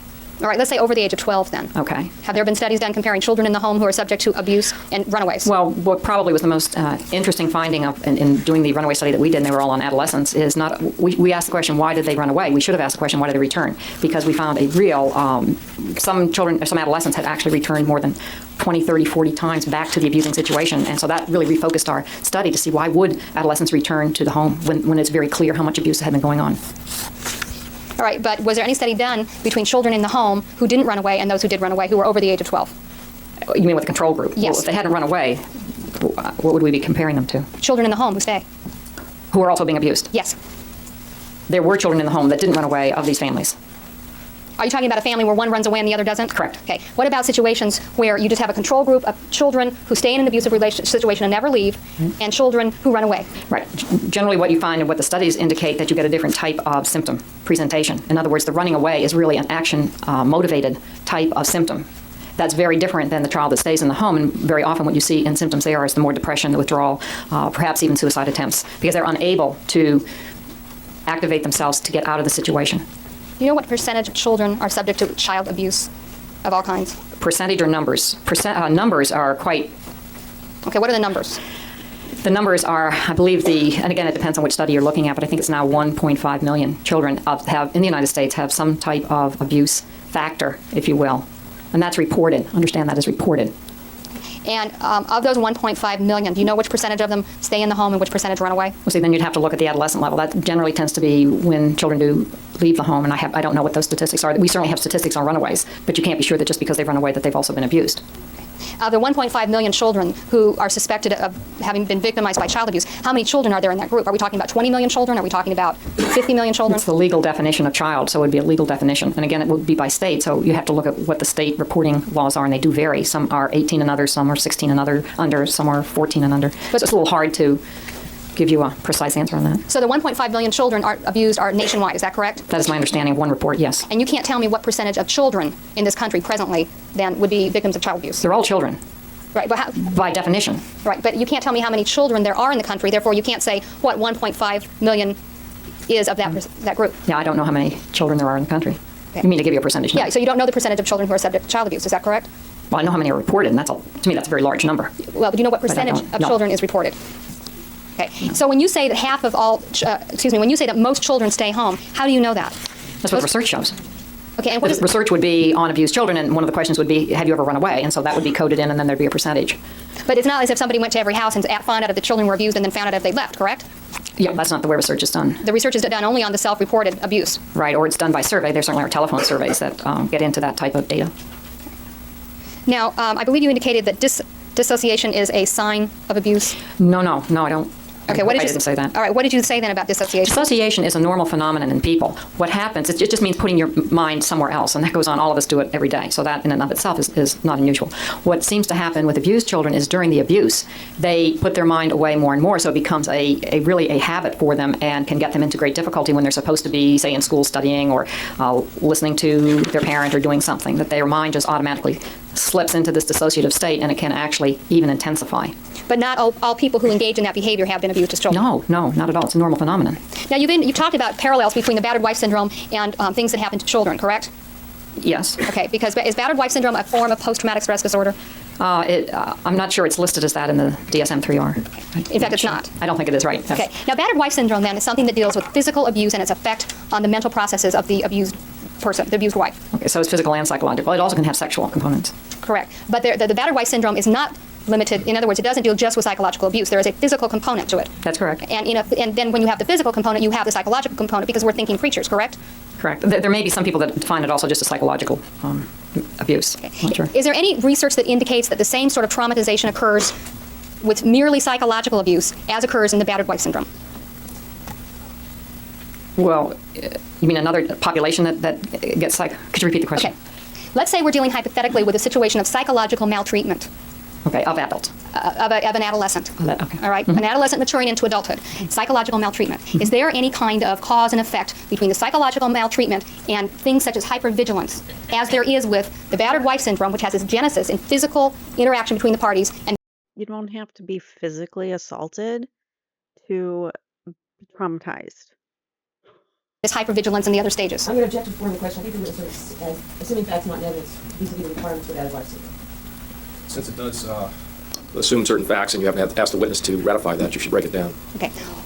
What are the components of battered wife syndrome? The components would be psychological abuse, in other words, humiliation, degradation, things that are said, implied to the woman. There often is a physical component where the woman is hit, punched, shoved. In other words, an intentional act to injure her is made. And then there's a third possible component of sexual abuse. The woman may be forced into a sexual situation intentionally. So battered wife syndrome occurs in a woman who's been psychologically abused without any physical abuse? I believe you could have that, yes. Okay, you could have that. Right. Is that the way that battered wife syndrome is used? More often than not, it's going to be identified as having the physical component, the physical and or the sexual component. Now, presently, there is no definable child abuse syndrome. Object to forming the question, Steve. Is that correct? Overruled. There are, repeat that again, there's no child abuse syndrome? Yeah, well, but when we talk about child abuse, we're talking about generic child abuse, which can contain psychological, physical, and sexual, correct? Yes, correct. Right. Is there any kind of syndrome that deals specifically with child abuse? Well, the battered child syndrome was introduced in the literature back in the 60s, I believe. That's a very well-known writings out of Denver. Okay, the battered child syndrome is a physical diagnosis when a physician examines a child and sees things like spiral fractures or other kinds of injuries which are inconsistent with childhood injuries, correct? That's correct. So the battered child syndrome deals with physical findings, correct? Originally, that's the way it was defined, correct. Okay. But it's rare that you just have physical findings. All right, but in terms of what we give a name to, the name is given to a series of physical injuries like broken arm syndrome or something else, Yeah, correct? I'm going to check. This is argumentative. Overall. It assumes facts and Overall. Correct? Your question? Pardon me? Did you finish your question? I don't know. I'll start again. Ask your question. So the battered child syndrome is not the same as the battered wife syndrome. Is that correct? Oh, no. I mean, they're two separate population groups and age groups. Well, but in addition, the battered child syndrome is a name that was coined for medical doctors examining children who've been physically battered. Isn't that correct? Yes. All right. Now, the battered wife syndrome deals with psychological effects of battering, doesn't it? But it also has a physical component. That's correct. But in terms of the two names, they're not synonymous, are they? No, they weren't intended to be synonymous. Okay. So, are you aware of any kind of name that is given to psychological abuse in a child, which results in some sort of trauma? Well, the psychological maltreatment area, there's quite a bit of literature on that and studies on that. So that would be one example. It's called psychological maltreatment. There have been books written on it. But now, if you're analogizing to the battered wife syndrome, one of the components of the battered wife syndrome is physical abuse. Isn't that correct? Your Honor, this has been asked and answered. Overall. It assumes facts, not matters. Overall. Yes. Because battered means hit, doesn't it? Yes. All right. So the battered wife syndrome deals with women who have been beaten Yes. and the psychological effects of that beating upon their perceptions, correct? Yes. Okay. Is there anything in the literature which suggests that the battered wife syndrome is only limited to psychological maltreatment? Do you understand my question? Yes. Okay. Is I'm there thinking. There is, in the literature, a fair amount of discussion about the psychological implications in the battered wife or battered person, battered woman syndrome. correct? But my question is, when there is psychological abuse and no physical abuse, do you expect to see the same things such as hypervigilance and other kinds of activities on the part of the injured spouse? Yes. All right. So is it your testimony then that without physical components, a person can still suffer the same sorts of trauma as the battered wife suffers when she's physically beaten by her husband? I'm not going to say exactly the same because you obviously have introduced a new phenomenon where there's going to be physical injury. But certainly from a psychological standpoint, you're going to have symptoms and you may well have threats. Very often part of the psychological maltreatment are the threats that something terrible is going to happen, that they're going to be killed or other people, children are going to be killed or whatever. So that's a very, very, from a psychological standpoint, a very frightening, fearful phenomenon for a person to endure. But when the battered wife responds to the statement from her husband, there was no Miller at the bar, what she's responding to is the prospect that she's going to be beaten, correct? That's one interpretation, yes. Now, in this particular case, this case here, the Menendez case, there is no way for you to test these particular defendants to see if, in fact, they have had genetic recoding, correct? Asked and answered, Your Honor. Sustained. So your testimony about the way the brain functions in this genetic recoding is not specific to these two defendants. Is that correct? That's correct. Okay, so you're just explaining something that could happen, That's correct. and you're not saying that it did happen with these two defendants. That's correct. Okay. Now, in the case of the battered wife, her cue is the statement from her husband that he is going to do something to her, correct? Your Honor, I'm going to object to the form of the question. She's talking about just that one hypothetical? Yes, would you rephrase the question, please? We'll clarify it. All right. When we're talking about the battered wife hypothetical that was discussed in your direct examination, Yes. the cue to the wife is the fact that he comes home and says there was no Miller at the bar. Well, that's just one cue. There can be other kinds of cues. You might even hear the car pulling up. You know, and that might. We can't only, I want to make it clear, we can't just make it one specific cue. That certainly isn't a powerful cue, but it isn't the only cue. Because on other occasions when her husband's come home and said there's no Miller at the bar, he's pulled up in his car and she's heard that sound. So she associates the sound of him coming home from the bar with the potential for beating. Yeah, those are the associations, correct. Okay. Now, if she has never had her life threatened before, her husband coming home from the bar is not going to have any significance to her, correct? Correct. She's never been beaten. She's never been threatened. She's never been anything. Just a husband coming home from the bar. No, she's not going to be frightened. All right. And if he's never come through the door with a weapon after going to the bar, then her life has never been threatened before. Is that correct? In hypothetical, that nothing has ever happened between these two persons. Correct. Correct. No. Okay. Now, if in fact she suffered psychological abuse at his hands in the past, but has never been in a life-threatening situation, do you know whether or not she's going to have this fear response when her husband comes through the door and says there's no Miller at the bar? Well, you have to tell me whether she's been threatened. You're saying she's never been threatened? She's never been threatened and she's never been beaten, but she's been told that she's a terrible person, she's been told she's a lousy housekeeper, she's been told she's worthless, but she's never had her life threatened. She's still going to be anxious because she knows he's going to come in and he's going to start all of that again, and that certainly isn't anything that makes people feel calm. Absolutely. Absolutely. That's what I had to look forward to every time I walked in the door or he walked in the door. You still get anxious.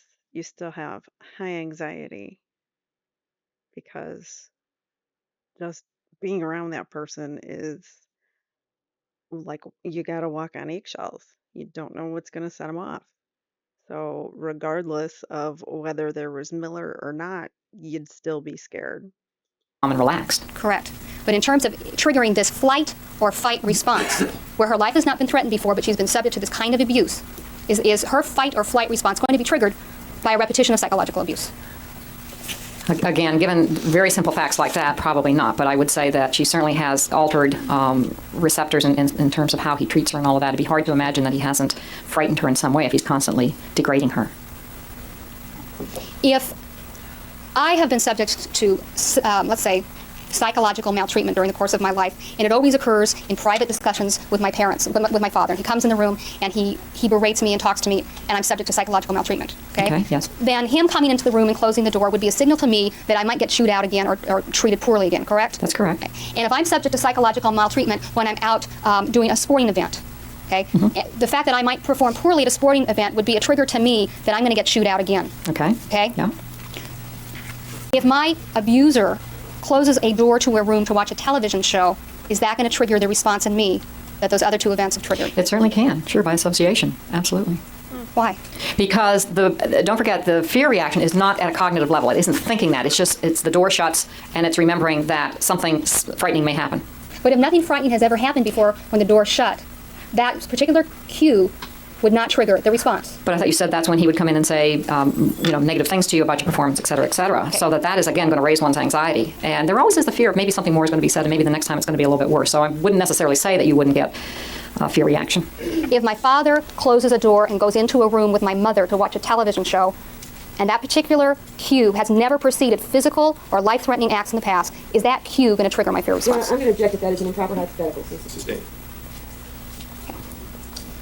A cue is something that signals that something bad's going to happen in this discussion that we've been having, correct? Correct. And the reason that the person knows something bad's going to happen is because something bad happened before when that cue was present in that particular scene. Yes? Okay. So if a cue is given that is not related to any prior trauma, then it's not a cue, is it?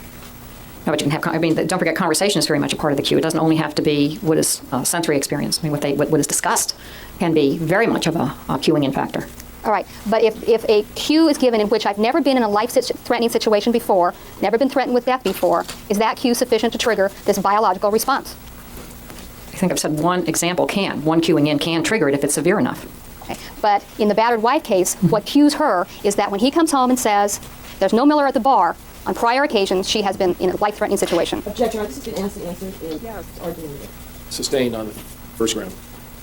I have nothing further. Any redirect examination. Finally, oh my goodness, that was really starting to irritate me with the same kinds of questions over and over and over again. I mean, come on now. All right, so we are moving on to redirect. For a cue, as we've been referring to behaviors by abusers, to trigger a frightening response, does it have to be identical to something that's happened before? No. Are cues necessarily repetitions of previous cues? No. Are there situations where a new crisis has arisen, where the abused child has special knowledge of the modus operandi, the personalities, the values, the interests, the intentions of their abuser, and a brand new set of behaviors can trigger the highest level panic response? Sustained.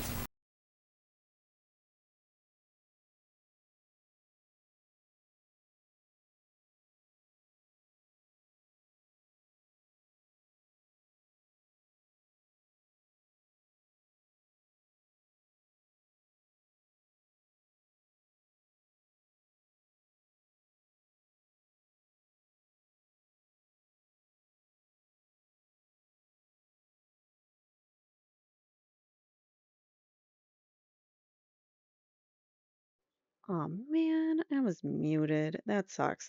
Um, what I was saying was I love how she comes in fiery and she's just ready to take down this whole line of questioning that Hamazanich was like, well, the cue has to be exactly the same and blah blah blah. No, it doesn't. Your brain in trauma isn't thinking correctly. It's not being logical. So a door closing could trigger that anywhere. Is there a concept called special knowledge that affects how abused children read the signs from their abusers? Yes. And is special knowledge dependent on the repetition of old cues? It may or may not be. And when it isn't, how does special knowledge interact with these fear responses? Because there are new cues that are elicited. Now, if there has been a crisis situation, something that has never happened before in an abusive family, Could a child be experiencing these automatic fear responses based on an entire pattern of new conversations, new behaviors, new cues? Yes. Is hypervigilance, the scanning of the environment for hints, cues, or clues of danger, a conscious, rational thing or automatic? Automatic. Is there literature to suggest that the battered wife syndrome is actually a misnomer, that a woman need not be battered to experience all of the symptoms of other wives in abusive situations? Yes. Is there literature that psychological abuse alone, particularly when coupled with extreme jealousy, with limiting a woman's actions, with isolation, can also create tremendous fearfulness? Yes. Are there situations where, with respect to what's called battered wives, where there are constant threats to kill even though there's never been a hand laid on the wife? Yes. And do those women experience fearfulness just as the women who are hit experience it? Yes, I do. Is the same true among children? Yes, it is. Does a child have to be physically abused to be fearful or hypervigilant or both? No. Is sexual abuse scary to children? Yes, it is. Why? There can be several reasons why. First of all, it confuses the child. If it's a factor where somebody is known, it determines what is safe and unsafe. The whole factor of premature introduction of the child into activity far beyond its years. There are many things that children become very fearful of. Do children and even adults become fearful when they sense they have absolutely no control over what's done to their bodies? Yes. Is there studies or information in the literature that show that sexually molested children equate the molestation with death? Yes, there is. And how is that information developed? Sustained. Do children who are subject to chronic sexual abuse, then, are they frequently in fear of death? Yes, they are. And is frequent fears of death by little children one of those things that creates this hypersensitivity and easy arousal to fear? Overall. Yes, it is. Is there literature to suggest that, in general, children are more vulnerable to psychological abuse and to terrorization than adult women? Yes, they are. In the realm of psychological abuse, are you familiar with those types of acts that are characterized as terrorizing? Yes. And do you agree, for example, with the labeling system that Dr. Tyler was using in this court as to types of acts that are terrorizing? Yes, I do. For terrorizing acts to produce terror in a child, does there have to be physical contact? No, there doesn't. Does repeated exposure to terrorizing acts create this heightened arousal system to fear? Yes, it does. In abusive situations where there have been repetitive or repeated, either implied or explicit threats to kill, if a certain event happens, okay, and then the event happens, can that trigger this extreme fear response, even though it's an entirely new situation? Yes, it can. In a situation where a child has been sexually molested in his room over a course of 12 years, and where over the course of the last 5 years sexual molestation has become a punishment, and where the molester is angry and acting punitive towards the child and orders that child to his room, is that the kind of cue that might make the child scared? Sustained. Are the mere words what you would look at to decide whether or not a cue triggering fear has occurred, or do you have to know the whole context? You have to know the whole context. Are there situations where go to your room can be a threat of death? Yes, there are. Are there situations where go to your room is a threat of rape? Yes, there are. Are there situations where go to your room means you can now paint and color and play with your dolls? Yes.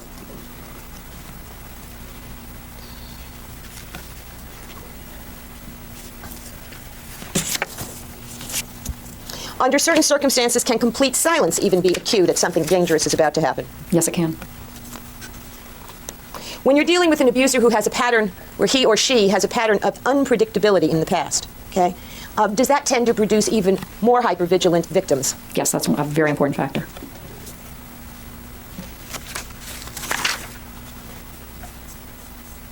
Turning then very briefly to the crime scene area. Have you ever testified for the prosecution, Dr. Burgess, in criminal proceedings? Overall. Yes, I have. Have you ever been asked to testify specifically on whether a particular crime scene was an organized crime scene? No, I have not. Would you if you were asked to? Overall. Yes, I would. You have no bias against testifying one way or the other, do you? No, I don't.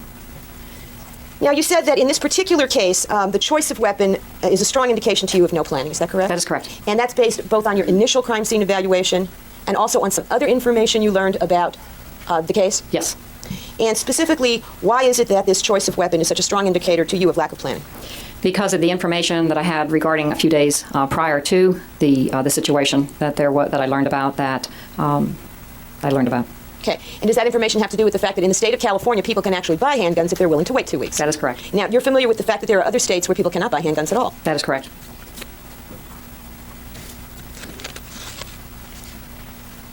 Now, you said that this was a high-risk crime scene, and you've talked about the fact that it was by using 2 shotguns with multiple rounds in an enclosed space, you're going to create a lot of evidence that could attach itself to the shooter and serve to aid his capture. Is that correct? That's true.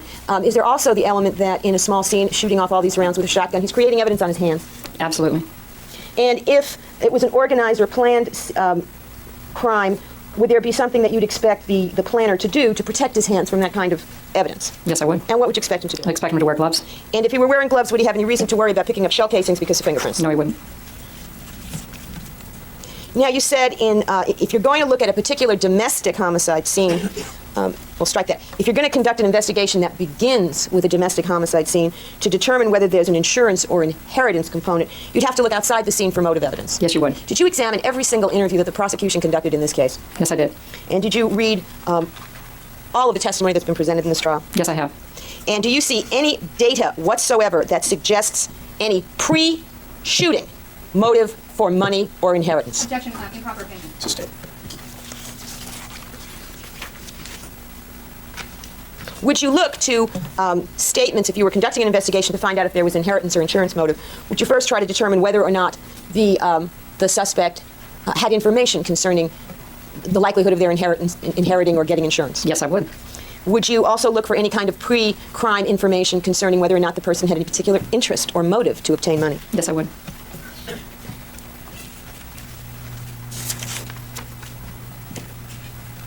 Now,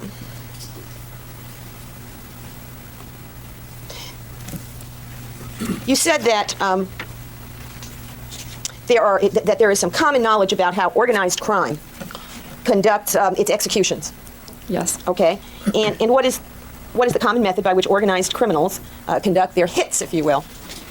Well, they generally plan it very carefully. They have a lot of information available, and their choice of weapon is going to be the type that leaves a minimal amount of injury, that the hit, if you will, is a direct target, and that they have eliminated as many barriers, if you will, to accomplish their task. Would organized crime, in your opinion, based on your analysis of crimes committed by such persons, use 2 shotguns in a Beverly Hills family room on a Sunday night? Objection, improper opinion. Sustained. You were asked by Mrs. Bozanich if persons could try to stage a crime to make it look like an organized crime hit. You were asked for your opinion on that subject. Do you remember that? Yes. In your opinion, would persons staging an organized crime hit use 2 shotguns in Beverly Hills? No. In someone's home? Objection, improper opinion. Sustained. With a strike. Objection sustained. The answer is stricken. Does organized crime, has it been widely publicized that organized crime uses shotguns indoors for their hits? No, Do they? they do not. Do they tend to use a small caliber weapon to the back of the head? Yes, they do. Usually a .22 caliber weapon, is that correct? I believe so, yes. Do they take extraordinary measures to avoid leaving prints? Yes, they do. Extraordinary measures to avoid having blood or tissue or things like that get on them? That's correct, yes. And do they try to stage it to make it look like somebody other than organized crime? Yes, they may or may not. They really don't have to. Okay. Are you familiar with cases where organized crime made it look like a burglary, a robbery, or another form of crime? I'm sure there are some cases they really do. Now, you were asked about what happens if law enforcement, in looking at what seems to you to be a domestic shooting case, eliminates the option that there was a need for forced entry because the other residents of the home tell them the doors are always kept open. Do you remember that? Yes. Now, it's your opinion, is it not, when you see a domestic violence scene, that the most likely suspects are A, the ones who call in, and B, the ones who are related? That is true. So is it good law enforcement practice to rely on what those people tell you about whether the doors are locked or unlocked in making your crime scene analysis? Objection, improper opinion. Sustained.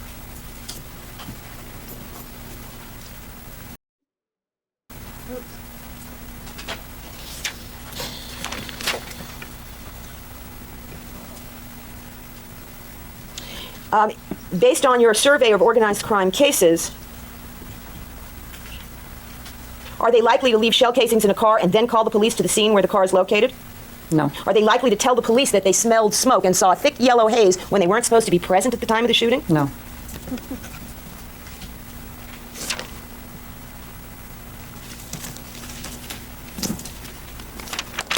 Excuse me, Your Honor. Consultation.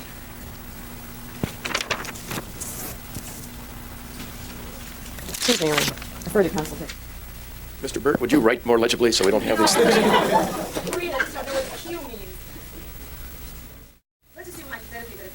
traumatized when they are quite young, say with the episodes of sexual molestation, okay? Yes.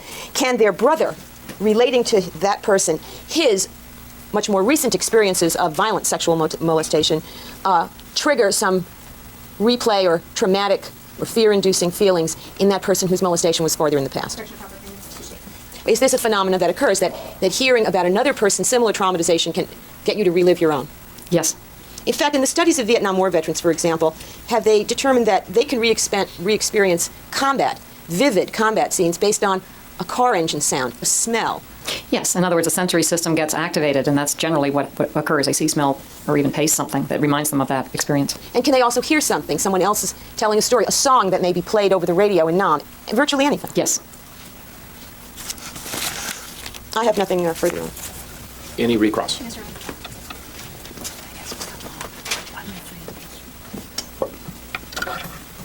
Dr. Burgess, can psychological abuse cause hatred in a child towards his or her abuser? Objection, Your Honor, it's beyond scope. Overruled.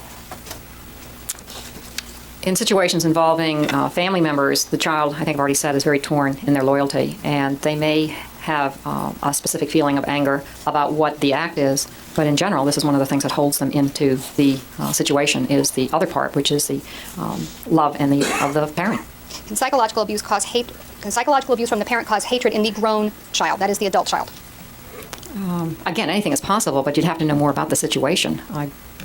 People hate their parents, right? Not everybody loves their parents. People can hate their parents, yes. Okay. And one of the things that can cause a person to hate their parents is having been subjected to child abuse, correct? That may be one thing. And one of the motives in a domestic homicide can be hatred for the parent for all kinds of reasons. Isn't that true? In a homicide, yes. Not all domestic homicides are spontaneous, correct? No. Now, I believe you were asked about the choice of weapon in this case on redirect as being a poor choice because it was a shotgun. Is that correct? That's correct. Okay. If one wants to make a crime look like an organized crime hit, that person who's trying to make it look that way is bound by their perception of what an organized crime hit would look like, aren't they? Well, if they've looked into it or read on it, I mean, they have more information as to how it's done. Well, if they've seen, what if they've just seen movies and their perception of an organized crime hit comes from The Godfather? I'm going to object to this, Your Honor, because I didn't get that. Why don't you rephrase the question rather than give examples such as that? All right. One's perceptions of what an organized crime killing are based upon one's life experiences, correct? Yes, wherever they get their information, correct. Okay. And your experience of organized crime killings is based upon your years of research in this area, correct? Plus others. It isn't just the research, but I certainly have an understanding of that type of crime, yes. Okay. And you have at times specialized in formulating classifications of crime. Correct. Okay. So your knowledge of what constitutes an organized crime killing is not necessarily the general knowledge within this country, correct? Probably. One would hope that you have a more specific knowledge after all the years that you've done researching, correct? That's correct. Okay. Now, if one were to choose a small caliber weapon but was unable to get that weapon because of a 14 or 15-day waiting period, but one still wanted to accomplish one's task, one would then move to another weapon, correct? No, not necessarily. That's where I disagree. That I think that if one wanted to actually commit this organized crime, they would wait the 2 weeks and they would use that weapon. They'd use an appropriate weapon. What if in 2 weeks the opportunity to commit the crime was not as good as committing it at the earlier time? Wouldn't that be a factor to consider in planning this? But that's improper hypothetical because the same statute included. All right, you'll have to rephrase this question since it is in the form of, or should be in the form of a hypothetical question. Phrase it that way. Hypothetically, if one were about to return to college and one were going to be leaving the state, all right, wouldn't it be better to accomplish the crime when one was still in the same locale as the victim? Objection, Your Honor, that's improper hypothetical. Sustained. Well, objection sustained to the form of the question as phrased. Okay. So it's your criticism of this particular crime and the way it was done is that rather than waiting for an opportunity to get the small caliber weapon, that a shotgun was used. Is that correct? It's not a criticism. It's just pointing out what is organized and what is disorganized. And if one wants to do an organized crime, one would plan and take the time to carry it out in a way that is going to be effective. But are there not other factors in one wanting to commit a crime aside from the availability of a weapon? Isn't that correct? That calls for speculation. Overruled. There are other factors in committing a crime aside from just the choice of weapon. That's such an important factor. But there's also opportunity, correct? Well, that is true. There's opportunity. All right. And if opportunity conflicts with getting the proper choice of weapon, then opportunity is a factor to be considered, correct? It's not a big factor in a domestic situation where people are all right within the same residence. All right. But if people are about to leave the residence and move to different locales, that would change the opportunity, wouldn't it? Objection, Your Honor, there's no foundation for that justice. Overruled. It would. It might only change it temporarily, but there is nothing that says that there's an immediacy to this situation. What do you mean? In a plan, one would factor that in. That's the idea of a plan. Well, leaving town for a period of several months would create a lack of opportunity to commit a domestic homicide, correct? Your Honor, I'm going to object that it's argumentative and it assumes facts, not an evidence. Sustained as to the form of the question is argumentative. Leaving town to move to another state, would that, in fact, create a lack of opportunity in a domestic homicide? Object assumes facts, not an evidence. Improper hypothetical. Overruled. Well, Your Honor, may we approach No. law for proof? No. Do you remember my question? Yes. Okay.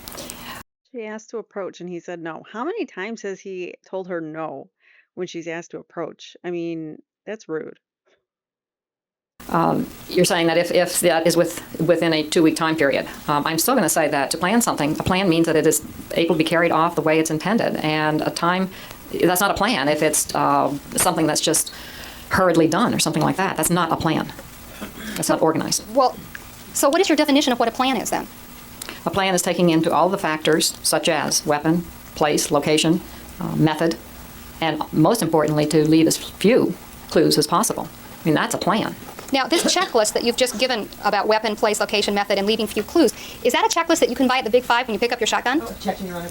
Objection is sustained. It's argumentative. Okay. Dr. Burgess, your definition of a plan is not necessarily everyone's definition of a plan. Isn't that correct? Objection, argumentative. Overruled. I don't know. I haven't checked it out with everyone, but that's generally the way a plan is defined. Okay. But you are interested in the classification of crimes, correct? Yes, the organized and disorganized, correct. And there's no evidence in this case that these particular defendants knew about the kinds of checklists that you've just talked about, correct? In other words, there's no evidence that they knew in advance that in order to be successful, they would have to follow the FBI checklist of what constitutes a planned crime, correct? Well, I'm not saying that's the FBI checklist. That's not been published as a checklist. What I am saying is that if you want to get into what is planned and what isn't planned, then there are certain criteria you have to apply. And being able to wait 2 weeks, that would, in fact, constitute a plan. But if you didn't want to wait 2 weeks, it wouldn't mean you weren't planning, would it? Depends what you're planning. If you're planning to kill your parents because you want to kill your parents, that is the plan, to kill your parents. If that's the plan, then you'd wait the 2 weeks and have everything right. The right weapon, the right location, the right everything. And unless you did it correctly, then you weren't planning at all. Is that your testimony? Well, then it would be a lack of planning, because that's the point. Okay. And I believe you rejected the idea that poor planning can be the same as lack of planning. Is that correct? Well, we just tend to call it lack of planning rather than putting an adjective. Okay. But lack of planning means no or little planning, correct? I'm going to object to this. This has all been asked and answered, gone over many times. All right, it's been gone over once before, but I'll permit limited further examination. Just because someone plans out something poorly doesn't mean they didn't plan it, right? Objection, argumentative. Overruled. Right. A plan generally means something that's going to turn out the way that it's intended. Okay. But if it doesn't turn out the way it's intended, that doesn't mean it wasn't planned. It just means it wasn't planned well, correct? Argumentative, asked and answered. Rephrase the question. What you're saying then is if someone plans something and does a bad job of planning it and executing it, that means it wasn't planned. But that shows a lack of planning, because it's not going to turn out the way that the plan should be. Now, in discussing the fear that goes into this biological recoding, Yes. if the person's lying about being afraid, then none of these biological things occur. Is that correct? Objection, Your Honor, argumentative. Overruled. Well, I think that the point of the biological model is that you have the physiological response, and that is something that you can't deny. But if you aren't in fear, you don't have the physiological response that you've described in your testimony, correct? If you're not in fear, correct. Okay, so if you're lying about being in fear, then you would not have this biological response. Is that correct? Well, that's one way of stating it. Was there another way of stating it? Well, I just said that you have to take into consideration the symptoms and the whole body response and the whole history. There are a lot of factors that you have to take into consideration. People generally don't go around saying, I'm in fear, and that's not necessarily what's happened. I mean, this is such an automatic response. People don't go around saying they're in fear when they're not. Is that what you said? In the examples we've been giving. Okay, what Yes. about people who are charged with crimes and want to avoid conviction? Do they have a motive to claim emotions that they don't have? Objection, Your Honor, this is beyond the scope of the whole direct, and it's calling for improper opinion. Sustained. Thank you. I have nothing further. Anything else? All right, so that's it for today. We're going to be back next week. So Tuesday we'll be back for part 3 next week, and then Thursday we'll conclude with Dr. Ann Burgess in part 4. She was on the stand for over 11 hours, something like that. So we're breaking it up into multiple parts. And so far, I think that the defense's questioning was much more successful, more productive. I thought that Ms. Bazanich's questioning was very argumentative, and I thought there was a lot that didn't go anywhere, and it was just a lot of repetitive stuff. So, I don't know. I don't know how it landed with the jury. We do know that it was very split when they were in deliberations, where the men were very unsympathetic towards the boys, and the women on the jury were very sympathetic. So that's how they were hung, and that's what caused them to be hung. So, so please hit that like button on your way out. I would really appreciate it. Please make sure you're subscribed so you don't miss any more of the Menendez trial. And I will see you guys next week. Take care. Thank you so much for watching. Bye now. If you've been impacted by a true crime and would like your story told in your own words, or if you or someone you know has been wrongfully convicted or accused of a crime, please write to crimeincourtchannel@gmail.com and tell us your real true crime encounters. Thanks for watching.